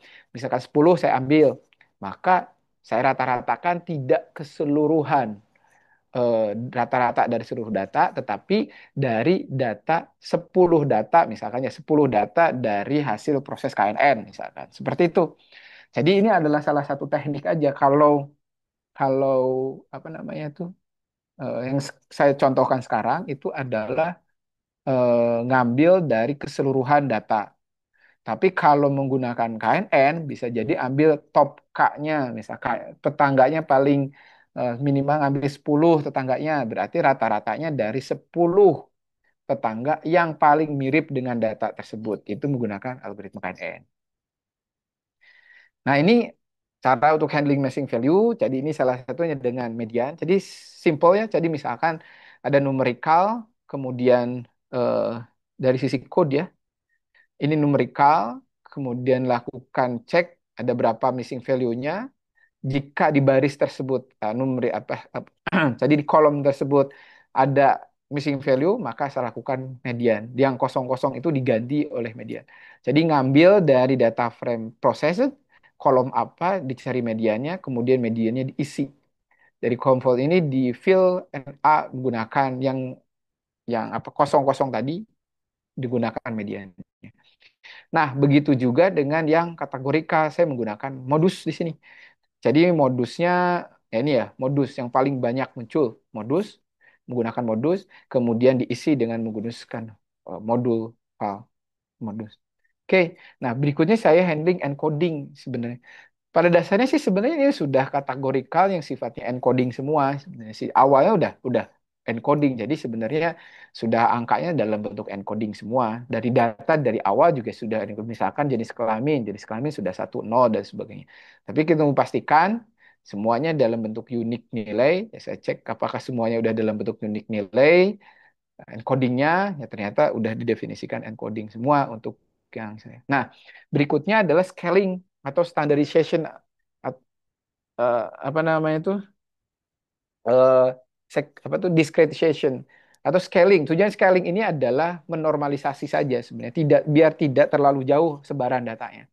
Karena ada beberapa algoritma sangat sensitif terkait dengan nilai data itu sendiri. Misalkan ini kalau kita lihat di data ini, misalkan apa tuh jenis kelamin tuh 1 sampai 0 ternyata ada nilai yang lebih nih 104, 150 gitu, 145, 150 ini selalu jauh berbedanya dengan nilai-nilai yang lain gitu. Sehingga saya perlu coba melakukan normalisasi atau scaling data aja. Nah, misalkan saya melakukan scaling menggunakan Z-score normalization ataupun normalisasi sederhana yang umumnya itu terserah Bapak Ibu. Tujuannya untuk mensederhanakan data saja. Nah, misalkan nih saya lakukan scaling berdasarkan rata-rata dan mediannya ya, menggunakan ini ya, menggunakan Z-score normalization, maka didapatkan data scaling. Nah, hasil proses scaling ini sebelum scaling, ini setelah scaling. Jadi kita scaling berdasarkan range antara base mediannya saja, berdasarkan median sama mean, serta apa median sama standar deviasinya menggunakan Z-score. Sorry. Nah, ini tujuannya tadi ada beberapa data yang memang sangat algoritma yang sangat sensitif terkait dengan nilai itu sendiri, angka itu sendiri. Jadi saya perlu melakukan scaling atau standardization nilai supaya nilainya pada rentang yang sama dengan seluruh atribut dalam rentang yang sama. Oke, Pak Ibu, ada yang ditanyakan nggak? Jadi ini adalah salah satu alasan kenapa melakukan proses scaling, encoding, dan handling missing value. Untuk yang outlier perlu di-handling nggak Pak? Sebenarnya outlier saya tidak perlu handling ya. Karena apa ya? Karena kalau saya lihat dari data outlier, itu tidak terlalu banyak jumlah outliernya. Satu lagi, dan kemungkinan ini adalah apa namanya itu memang ini perlu divalidasi ya sama sama apa namanya itu expertnya harusnya sama dokter misalkan untuk proses ini ya kalau di penelitian beneran ya kalau di penelitian beneran karena setiap apa yang dilakukan itu harus ada justifikasinya ya kalau kita melakukan riset supaya kita bisa ditanya pun punya dasar yang kuat sehingga memang kita lakukan apakah ini di imputation dihapus data-data ini ataukah hanya apa namanya dirubah gitu atau seperti apa, kita harus ada justifikasinya. Tapi saat ini saya melihat bahwa nilai ini tidak terlalu signifikan dari jumlah nilai data yang ada, sehingga saya tetap melibatkan outlier ini untuk di dalam data itu sendiri. Nah, apakah itu berpengaruh tidak ada proses modeling? Ya perlu saya cek kembali nanti apakah ketika hasil dihapus, apakah hasil akurasinya lebih bagus atau tidak. Harus dieksperimenkan gitu seperti itu. Nah, silakan Bapak Ibu ada yang ditanyakan tidak? Untuk scaling dulu. Jadi proses scaling itu kadang-kadang perlu kita lakukan. Untuk proses tadi ya, eh, pre-processing data. Silakan Bapak Ibu ada yang ditanyakan? Ya. Tidak? Cukup? Cukup ya. Mudah-mudahan pahami. Bentar.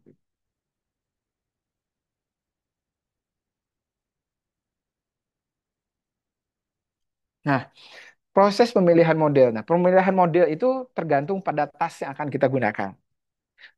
Tas yang akan saya gunakan. Misalkan nih, ketika tas saya adalah klasifikasi biner, berarti saya ambil eh, apa namanya itu eh, apa namanya itu mengambil algoritma-algoritma untuk proses klasifikasi. Nah, sebenarnya ini banyak algoritma yang bisa digunakan, bisa neural network, bisa regresi, ataupun nilai-nilai yang lain, algoritma yang lain.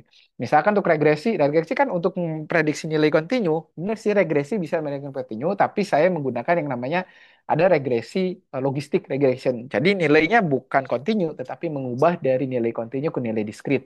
Itu regresi regression. Kalau neural network bisa nggak Pak? Bisa sebenarnya. Neural network tuh justru bisa macam-macam ya. Tergantung fungsi aktivasinya namanya. Kalau kita fungsi aktivasinya apa softmax istilahnya itu, ya, maka itu ada kemungkinan apa namanya itu multi class gitu istilahnya. Kalau binary class kita menggunakan fungsi relu misalnya boleh. Jadi tergantung kita tasnya seperti apa. Karena eh, apa namanya itu pemilihan model ini tergantung kepada satu tasnya, tas apa yang akan kita lakukan pemilihan model ini. Nah, saya akan mencoba memilih model ini menggunakan namanya regresi logistik, logistik regresi lah, regression logistik dan sebagainya. Nah, sebenarnya ini adalah regresi biasa yang ditambahkan sigmoid untuk melakukan pemetaan pada output binary. Saya lakukan seperti itu. Jadi, sebentar. Kok hilang? Bentar, Oke. Nah, saya melakukan regresi, sebenarnya itu memprediksi kelas biner menggunakan probabilitas. Jadi outputnya adalah probabilitas. Kenapa lakukan probabilitas? Karena nilai logistik, apa nilai sigmoid ini kan fungsi sigmoid. Jadi outputnya sebenarnya nilai, nilai dari proses regresi biasa. Jadi input nilai X, output nilai Y, outputnya X-nya kan lebih dari satu nih, ada X1, X2, dan B-nya juga kan lebih dari satu karena fiturnya kan lebih dari satu. Nah, output Y ini kemudian di-convert apapun apa namanya itu di mapping ke dalam output biner nilai yang kita hasilkan tadi menggunakan fungsi sigmoid. Jadi outputnya adalah nilai atau kan nilai sigmoid itu balik maksimal adalah satu, minimal adalah minus satu. Jadi kalau lebih dari nol masuk kelas satu, kurang dari nol itu masuk kelas 2. Jadi dirubah fungsinya menggunakan fungsi sigmoid di sini. Jadi nilai bx atau nilai y ini sebenarnya dimasukkan ke fungsi sigmoid, didapatkan nilai y-nya. Nilai y ini adalah distribusinya antara min satu, antara satu dan nol. Antara satu dan nol. Kalau mendekati satu itu artinya adalah kelas satu, mendekati nol itu adalah kelas nol. Kenapa saya binary ya? Kelas saya adalah kelas biner. Untuk input fitur, linear combination, di sini linear combination tuh ini ya, Bapak Ibu, ini fungsi linear kombinasi biasa, kemudian dirubah menjadi fungsi sigmoid, atau fungsi yang memetakan ke antara 0 dan 1, gitu, nilai-nilai antara 0 dan 1. Seperti itu. Nah, ini sebenarnya yang dilakukan juga sama neural network. Kalau Pak fungsinya atau kelasnya tidak 01, tapi 012 atau multi kelas ya. Mungkin di sini fungsinya fungsi softmax. Kelasnya lebih dari eh, satu ya, bisa fungsi softmax, fungsi apa dan sebagainya. Ini fungsi aktivasi kalau di neural network. Jadi sebenarnya nih linear regression ini atau logistik linear ini salah satu pendekatan ya untuk belajar neural network dasar itu belajar dari logistik regression dulu. Jadi merubah yang fungsinya linear berubah menjadi fungsi non-linear menggunakan sigmoid function ini. Nah, itu bedanya ya. Jadi regresi logistik itu regresi biasa yang ditambahkan dengan sigmoid. Nah, sigmoid di sini untuk proses prediksinya. Nanti ada namanya loss function, dihitung nilai lossnya untuk memperbaiki apakah hasil prediksinya benar atau tidak ke bagian X ini. Jadi bagian X ini yang kita definisikan apa ya, kita bisa nilai B ini yang diatur sama proses regresi ini, proses learning ini. Tapi kalau di awalnya tadi kita udah tentukan misalkan data yang akan diprediksi tadi, misalkan hasil proses ini adalah data ini, maka dari seluruh data ini mana yang paling signifikan berpengaruh ke dapat menentukan kelas, mana yang paling tidak signifikan dalam menentukan kelas. Pak, boleh nggak masukin semuanya? Boleh aja. Tapi kita dengan mengurangi banyak fitur, setidaknya kita telah mengurangi juga dari sisi komputasi. Jadi tidak harus semuanya fitur dilibatkan. Jadi kita coba menganalisis terlebih dahulu, walaupun memang proses ini dilakukan, Anda berhak memasukin semuanya ini ke regresi logistik tadi, tapi lebih baik kita kurangi saja untuk mengurangi proses komputasi yang lebih besar gitu. Ini adalah regresi logistik. Nah, secara codingan ini seperti ini Bapak Ibu. Jadi di dalam logistic regression ini mirip dengan neural network sebenarnya. Jadi yang dipanggil itu adalah fungsi fit di sini. Jadi fungsi fit ini isinya sudah kok harus saya geser dulu ini ya. Nah, oke, sebentar. Nah, fungsi fit ini isinya parameternya X dan Y. X dan Y ini adalah nilai-nilai matriks X, nilai matriks B, Y. Misalkan nih kita punya datanya 100 berarti ada berapa fitur? Ada 10 berarti 100 kali 10. Kalau ada fiturnya 6 berarti 100 kali 6. Y-nya berapa? Y-nya misalkan adalah 10 kali 1 karena cuma ada satu kolom gitu istilahnya. Nah, ini dimasukin sebagai fitur. Nah, ini ukuran fitur tuh n sampel sama jumlah fitur. Nah, kemudian di sini dilakukan inisialisasi bobot. Nah, inisialisasi bobot. Nah, defaultnya sesuai dengan jumlah fiturnya. Defaultnya adalah 000 dan kemudian biasnya 0. Nah, di sini ada proses iterasi. Iterasi ini kalau di dalam neural network sering disebut sebagai epoch namanya Bapak Ibu. Jadi di sini ada proses iteration, iterasi pertama, misalkan dari X ini dimasukkan ke dalam fungsi forward. Fungsi forward itu ngapain? Fungsi forward itu sebenarnya memprediksi nilai Z atau nilai A. Jadi dimasukin nih yang 10 kali yang 100 kali 10 tadi ya. 100 itu sampelnya, N10 itu adalah fiturnya, N fitur. Berarti di sini adalah masih 100 kali 10. Dikalikan dengan bobotnya, wedge-nya adalah di sini, bobotnya nih. Dikalikan dengan, tambahkan dengan bias. Ini adalah regresi biasa, Bapak Ibu. Ini fungsi linear biasa. Kalau saya gambarkan dalam bahasa sederhana di matematikanya, Bapak Ibu nih, ini kayak Z ini Y, X ini adalah X, wedge ini adalah A-nya atau bobot A-nya. Ini adalah B-nya itu. Nah, kemudian dapat nilai Z, outputnya adalah nilai A-nya. A ini disigmoid berdasarkan nilai A-nya. Nah, A ini apakah dia positif, apakah kelas A, kelas B. Yang pasti di sini adalah distribusinya antara 0 sampai 1. Nah, ketika hasilnya dapat tuh nilai A. Nah, kemudian dihitung nilai loss. Nah, nilai loss ini ngasih tahu apakah dia benar atau salah memprediksinya. Nilai loss ini kita menggunakan binary cross entropy karena klasifikasi biner. Nah, ini fungsi nilai lossnya didapatkan tuh nilai lossnya. Berdasarkan nilai loss itu, bobot ini diupdate. Kemudian menggunakan fungsi turunan gradien ya, fungsi gradien atau gradien ascent dan sebagainya. Kemudian di bobotnya diupdate. Update-nya apa? Bobot. Nah, bobot inilah yang diupdate Bapak Ibu. Nah, banyaknya bobot sesuai dengan banyaknya fitur. Bias pun diupdate juga.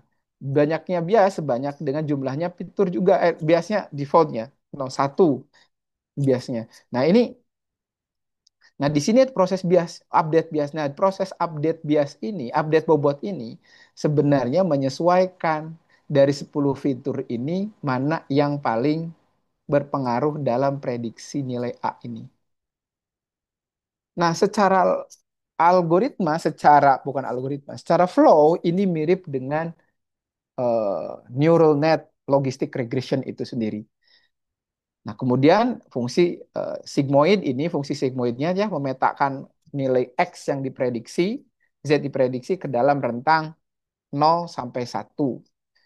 Nah, kemudian kita lakukan prediksi. Fungsi prediksi apa? Fungsi prediksi itu sebenarnya menggunakan bobot yang sudah terbaik dari proses training tadi, proses fit ini. Kemudian dikalikan X, berapa nilai X prediksi, nilai benernya berapa, akurasinya berapa. Seperti itu. Jadi ini sebenarnya saya ingin menyampaikan kenapa saya memilih regresi logistik, karena ini secara mirip dengan neural network, mirip dengan deep learning dalam proses belajarnya. Proses belajarnya mirip dengan neural network atau deep learning. Jadi di sini ada yang namanya eh, cost loss, fungsi loss ya, atau compute loss. Di sini juga ada yang namanya gradient ascent ya. Kemudian kita menggunakan learning rate-nya juga untuk proses pembelajarannya. Kemudian ada update bobot dan seterusnya. Jadi mirip dengan eh, neural network sebenarnya. Mirip dengan eh, apa namanya itu deep learning. Tapi bedanya di mana?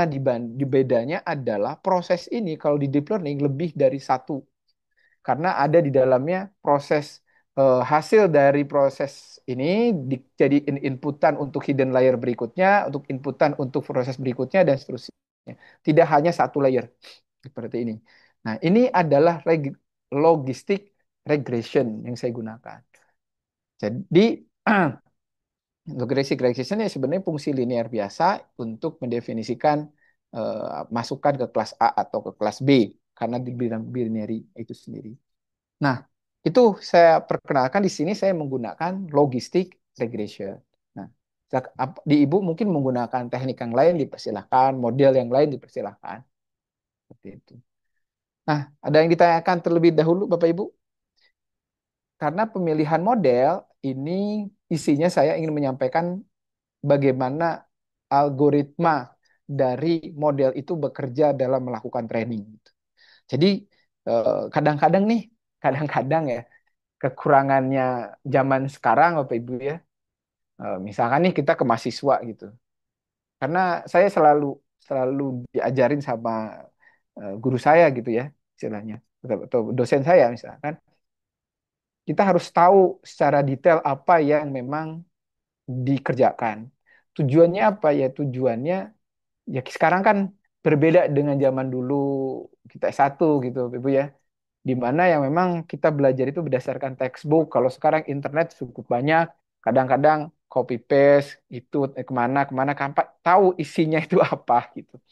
Isi yang terjadi di dalamnya itu apa gitu. Tanpa kita mengetahui itu, sehingga ditanya, apalagi sekarang udah punya banyak library, ditanya parameter library ini apa? Bingung. Ini maksudnya apa? Bagian mana parameter ini digunakan? Bingung juga. Terutama mungkin Bapak Ibu nguji skripsi atau apa untuk mahasiswa. Kalau dulu zaman saya kuliah gitu ya, eh, ciri bahwa mahasiswa itu skripsinya ataupun skripsi lah itu menggunakan joki ketika ditanya A, B itu nggak ngerti. Sekarang mahasiswa itu nggak gunakan joki. Mereka nggak gunakan joki, tidak. Tetapi ketika ditanya A, B itu nggak ngerti, ya berarti ada kemungkinan bukan joki, tetapi asisten yang namanya generative AI dan sebagainya. Hal itu. Nah, perlakuan kita jadi berbeda nih. kalau dulu ketika ditanya semuanya nggak ngerti, ini terus skripsi ini buatan siapa? Kemudian Anda bisa diujiankan ulang, ataupun apa namanya tuh di DO. Kalau sekarang ya kita 50-50 nih, gimana nih gitu. Kadang-kadang mendekat mahasiswa saat ini agak bingung nih, apakah perlakuannya sama seperti halnya dulu, ataukah karena kan menggunakan generative AI diperbolehkan kan ya istilahnya itu. Bahkan itu harusnya jadi asisten kita untuk memahami apa yang buat kita gak ngerti, bukan menyuruh menggantikan pekerjaan kita. Pengerjaan kita harus tetap kita sendiri gitu. Itu sih eh, insight yang saat ini ada gitu. Tapi ya ini untuk apa tuh diskusi saja ya Bu ya. Monggo silahkan Bapak Ibu ini kalau agak ditanyakan terlebih dahulu terkait dengan algoritma yang Bapak Ibu kembangkan atau kita gunakan dan sebagainya. Sekarang karena sudah ada library yang memang tadi ya asal pakai masukin data selesai beres. Sehingga kelemahannya ketika kita suruh merubah sedikit, tolong dong dioptimasi algoritma ini kira-kira bagian mana ya yang perlu kita perbaiki supaya hasilnya lebih bagus, atau tambahkan pendekatan algoritma lain supaya hasilnya lebih bagus. Bingung kenapa ya? Karena kita tidak paham secara prosesnya, realnya seperti apa gitu. Monggo Bapak Ibu, kalau ada yang ditanyakan, Permisi Pak Luki. monggo Pak, monggo Pak. Nah, ini mungkin keluar dari materi Pak. Oh, Nah monggo ini Pak. saya ada jadwal mengajar, apa boleh keluar sebentar Pak ya? Oh, silakan Bapak. Tapi Iya. nanti eh apa namanya? Jam siang Mas, Bapak bisa lakukan presentasi tapi Pak. Bisa, bisa Pak. Jam Oke. 12 nih Pak. Oke Pak. Boleh Pak. Baik Pak, saya Oke. izin keluar dulu nih Pak. Ya, Bapak Pak. Oke. Oke, ada yang ditanyakan lagi Bapak Ibu? Nggak ada. Cukup ya. Jadi sekarang ya secara konsep matematis juga Bapak Ibu harus saya pribadi juga belajar ya, sambil belajar konsep matematisnya seperti apa, konsepnya seperti apa. Ternyata semakin dalam kita mempelajari ya karena kita mungkin kebiasaan buat tool sehingga ya akan beres-beres saja, tapi matematis oh kita ternyata dulu belajar ini fungsinya tuh buat paham ini gitu. Saya belajar himpunan, oh ternyata untuk basic dasar untuk memahami ini. Kalau orang matematika mungkin dulu belajar game teori, oh ternyata game teori itu digunakan dasar untuk ada yang namanya GAN, Generative Artificial Network, gitu, Artificial Network namanya. Oh, jadi GAN. Jadi GAN itu dasarnya ada sebuah di deep learning itu ada istilah GAN, Generative Adversarial Network, Ibu. Jadi kalau banyak defect ataupun ada foto-foto yang di-generate gitu ya istilah dari yang kita upload, ya itu biasanya menggunakan GAN tekniknya Bapak Ibu. Kemudian ada beberapa kumpulan orang, foto orang, kemudian membuat foto baru yang berbeda dari seluruhan foto orang itu GAN gitu lah. Jadi generate sesuatu yang memang berbeda dari yang lain itu ternyata menggunakan basic informasi terkait dengan game teori, hal-hal semacam itu. Jadi kita semakin eh, paham gitu ya, justru kita semakin bodoh sebenarnya belum banyak yang perlu kita pelajari lebih dalam lagi. Oke, ada yang tanyakan nggak Bapak Ibu? Cukup? Kalau cukup saya lanjut ke berikutnya yaitu training model. Nah, training model ini bentar, menggunakan apa saya dataset ini ya. Nah, training model ini sebenarnya mekanisme untuk belajar bagaimana mesin learning ini belajar sebenarnya. Untuk belajar mesin ini belajar. Biasanya kita eh, melakukan setting eksperimennya adalah membagi training, testing gitu ya. Trainingnya 80%, testingnya 20%. Itu paling sederhana. Ada yang menggunakan validation juga sebenarnya bisa menggunakan validation. Tapi umumnya adalah dua, training, testing. Berapa persennya biasanya strictly biasanya 80 atau 70, 20 atau 80, 20, seterusnya gitu. Nah, saya coba ini melakukan training dengan split seperti ini. Sebentar. Nah, training menggunakan logistic regression. Artinya, logistic regression ini saya menggunakan fungsi regresi library ini ya, menggunakan library ya. Tapi di sini kita tahu ada beberapa parameter yang perlu kita tuning. Salah satunya max iteration. Nah, max iteration itu dari mana? Max iteration itu digunakan untuk ini, Bapak Ibu. Jadi max iteration dari data yang kita dapetin. Jadi kita mengupload datanya itu, trainingnya itu kita lakukan berapa kali. Max iteration itu n iteration di sini. Ada variable n iteration. Nah, ini variable n iteration ini yang definisin max artinya 1000, artinya kita belajar 1000 kali dari data training. Jadi data training itu 1000 kali dilakukan proses pembelajaran untuk mendapatkan bobot yang tepat dan bias yang tepat.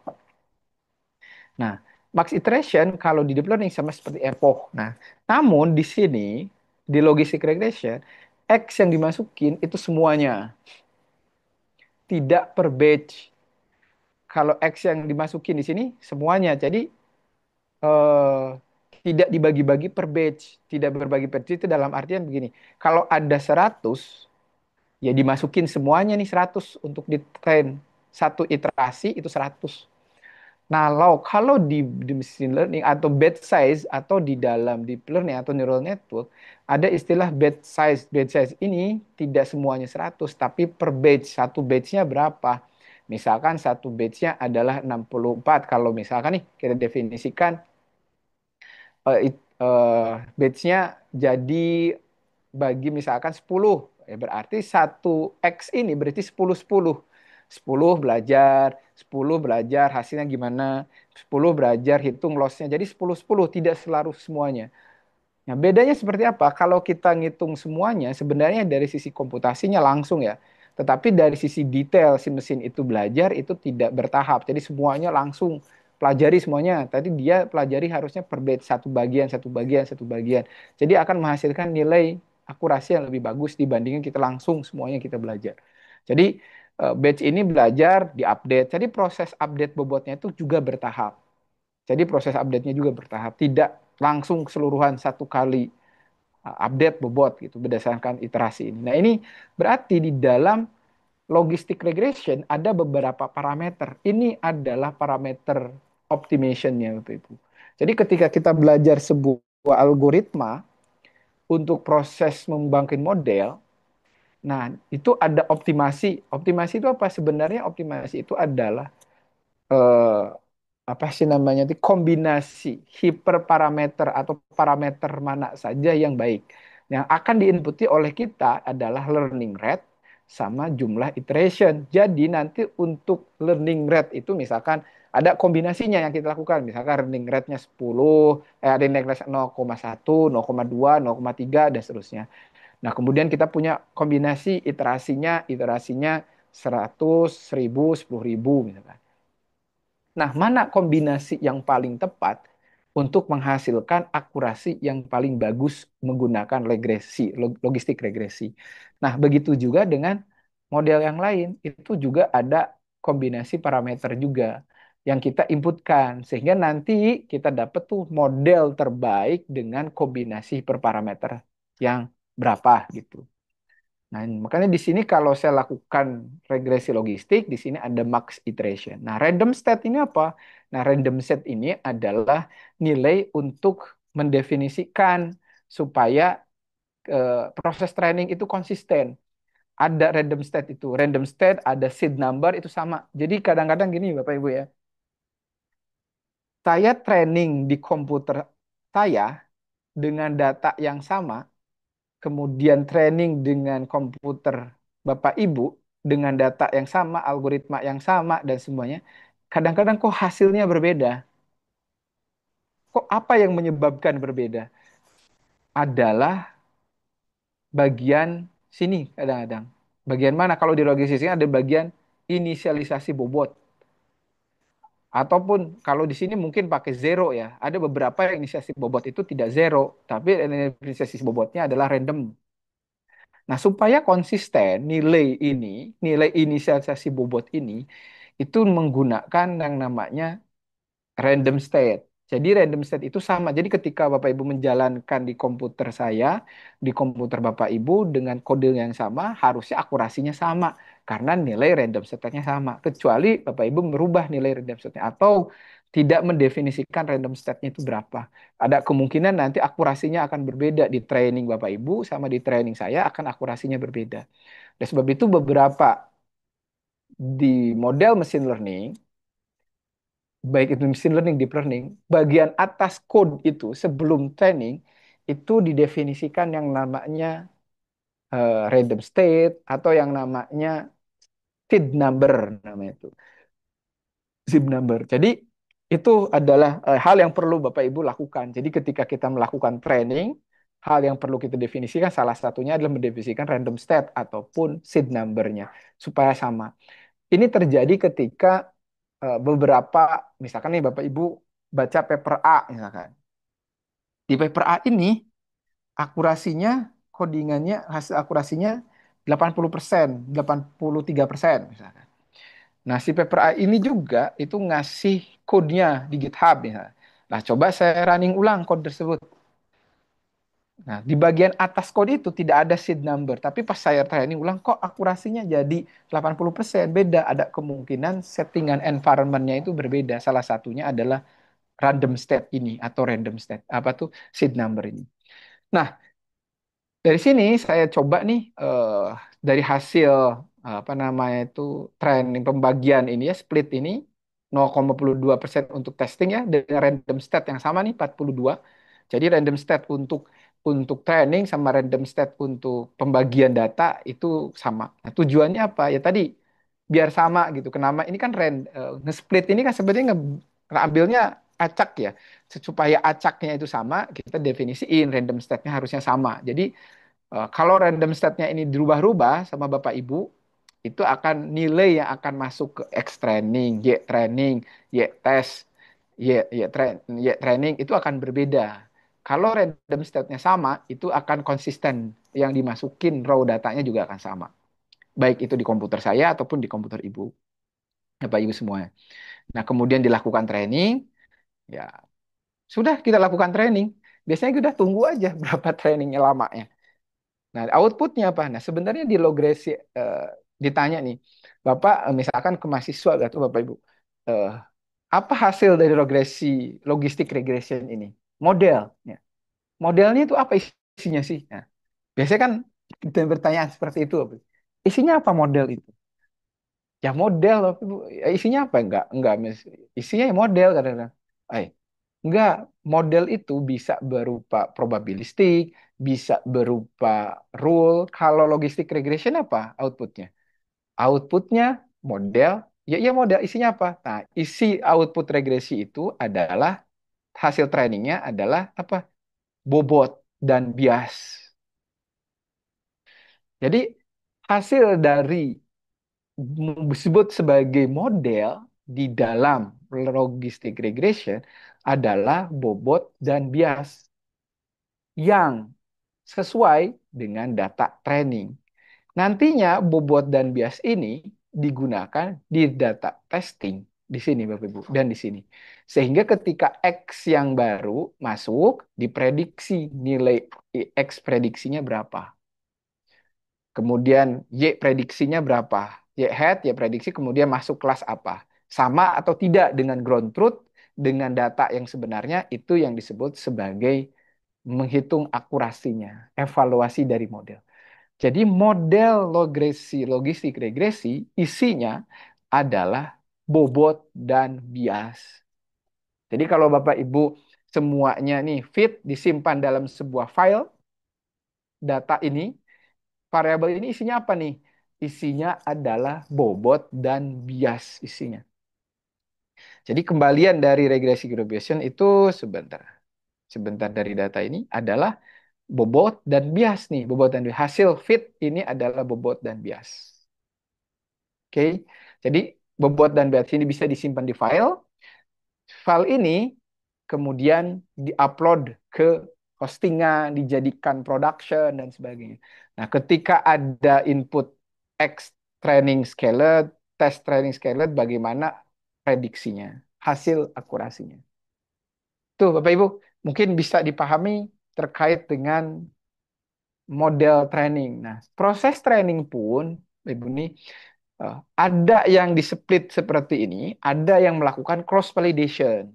Bapak Ibu pernah dengar nggak cross validation? Ya, cross validation itu lebih lebih beragam ya Bapak Ibu ya, tidak kalau punya 100 data ya berarti satu untuk testing, 99 untuk training. Kemudian Windows ya, split apa geser terus. Jadi baris data kedua jadi testing, data ke satu sama data ketiga ke atas itu jadi training terus seperti itu. Itu cross validation. Jadi skema training ini tidak mesti harus 80 training, 20 training, testing. Pembagian ini bisa Bapak Ibu menggunakan cross validation. Nah, kemudian evaluation model. Nah, evaluation model ini menggunakan matrix confusion salah satunya ya. Untuk kalau untuk data apa continue bisa mean square error, kalau untuk data skala klasifikasi bisa confusion matrix. Ini biasanya eh, salah satu yang populer ya, matrix confusion ini. Ya, Bapak Ibu juga mungkin sudah paham ya, matrix confusion itu di sini ada true positif, ada false positif, true positif, yang positif diprediksi positif, yang positif diprediksi negatif, yang negatif diprediksi positif, yang positif negatif diprediksi negatif. Nah, berarti yang bagus itu adalah model yang paling di sininya banyak. Berarti dia model yang paling bagus itu yang positif diprediksi positif, yang negatif ya diprediksi negatif. Kebetulan saya menggunakan kelas biner, cuma ada dua.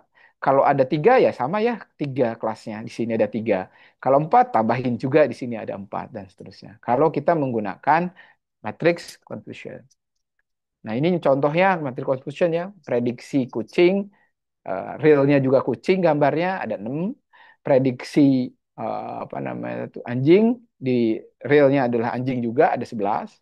Semakin besar nilai ini artinya dia semakin bagus model tersebut. Berarti asumsinya seperti itu karena tidak ada kesalahan dalam proses prediksi.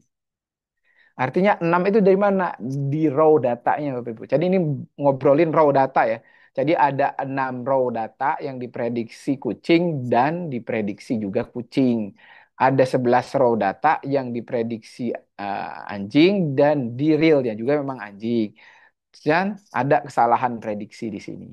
Yang harusnya kucing ini diprediksi anjing. Ini yang seharusnya anjing diprediksinya kucing dan sebagainya. Jadi ini apa namanya tuh matrix confusion itu adalah salah satu evaluasi yang paling sederhana. Dalamnya dari gambar sini kita bisa prediksi yang namanya akurasi recon F1 score. Nah ini kalau di dalam codingan simple ya, nggak ada di dalam scikit-learn itu namanya accuracy score untuk running rate, untuk precision ada accuracy score, ada precision score, ada recall score, ada F1 score dan seterusnya. Kalau di dalam apa namanya tuh library Python, jadi sangat sangat mudah. Nah, hasil yang saya lakukan ternyata 80% atau 81,60% ketika training, ketika testing juga sama. Artinya tidak terjadi overfitting. Jadi kalau overfitting itu bagus di training tapi jelek di testing. Jelek banget. Itu mungkin dia terlalu overfit. Overfit itu artinya ya terlalu belajar di eh, datanya itu terlalu serius gitu istilahnya itu. Jadi data testing itu salah diprediksi. Artinya kita salah membuat fitur bisa jadi. Bisa jadi kita salah mengambil fitur di training. Tetapi di testing bagus sih training bagus Pak. Tapi di testing jelek. Artinya model Bapak Ibu tidak general. Karena data testing itu adalah data yang sama sekali tidak untuk belajar. Misalkan ketika anak kecil itu ketika suruh baca ya terlalu terfokus pada contoh dan jarang melakukan latihan. Biasanya kayak gitu, Pak. Jadi di sini pun model sama, terlalu fokus pada contoh, tidak pernah melakukan latihan, sehingga ketika ada soal di ujian, salah semua. Seperti itu. Nah, kalau bagusnya lagi di dalam pembagian data ini, training itu dibagi dua. Ada training sama validation. Training itu untuk belajar seperti halnya contoh di dalam buku matematika gitu ya. Validation itu untuk latihan, latihannya, soal-soal latihannya. Testing itu pas ujiannya gitu. Nah, model yang kita kembangkan itu adalah model yang fit keseluruhan data, baik itu data training, data testing. Artinya model itu general. Nanti ketika ada data baru untuk testing, dia memprediksinya bagus, testing memprediksinya bagus juga, testing prediksinya bagus juga. Jadi model yang kita tidak untuk dikembangkan di lingkungan training, tetapi juga testing. Ini kalau di trainingnya bagus, di testingnya jelek, artinya overfit. Kalau di trainingnya jelek, tetapi di testingnya bagus, disebut underfitting. Kita cari titik tengahnya.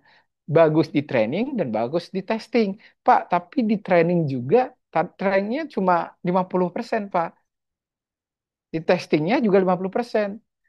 Yaitu dibandingkan dengan di trainingnya 80%, di testingnya 20%. Artinya terlalu jomplang model tersebut. Sehingga kita cari titik tengah.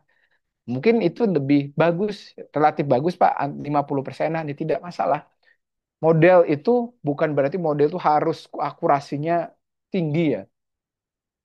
Tapi akurasi tinggi untuk kedua environment ini, training atau testing, itu bagus. Tapi kalau dua, tapi kalau di salah satu environment di testing misalkan jelek, tapi di trainingnya bagus, ya itu juga bukan model yang paling bagus gitu. Jadi model yang bagus itu model yang akurasinya relatif sama, konsisten antara di training dan di testing, atau disebut sebagai model yang general ya, model-model yang general. Oke. Nah, ini kalau matriks komposisinya seperti ini, kemudian ada ROC. Nah, ROC itu sebenarnya hanya ngambil bagian sini. True positif sama false positifnya. Bagian sini. True positif sama false positif. Jadi ROC itu membandingkan nilai itu. Nah, daerah nilai ROC yang bagus ada nilai yang paling atas. Nilai satu ini. Nilai ROC. Under curve-nya. Nilai ROC. Oke. Ada yang ditanyakan lagi Bapak Ibu? Dulu silahkan. Sebelum kita bahas fine tuning. Silahkan. Sebentar. Silakan Bapak Ibu. Ada yang ditanyakan dulu? Tidak. Cukup. Sebentar.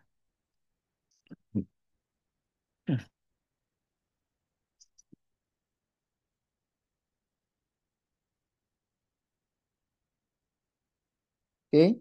Ini ditanyakan? Tidak ada. Kalau tidak ada kita lanjut ya ke bagian fine tuning. Tapi fine tuning sini ada nggak ya? Saya tidak sampaikan sih di sini fine tuning. Sebentar. Sebentar. Nanti ini kodenya saya share siang ya Bu ya. Kode untuk atau nanti habis acara.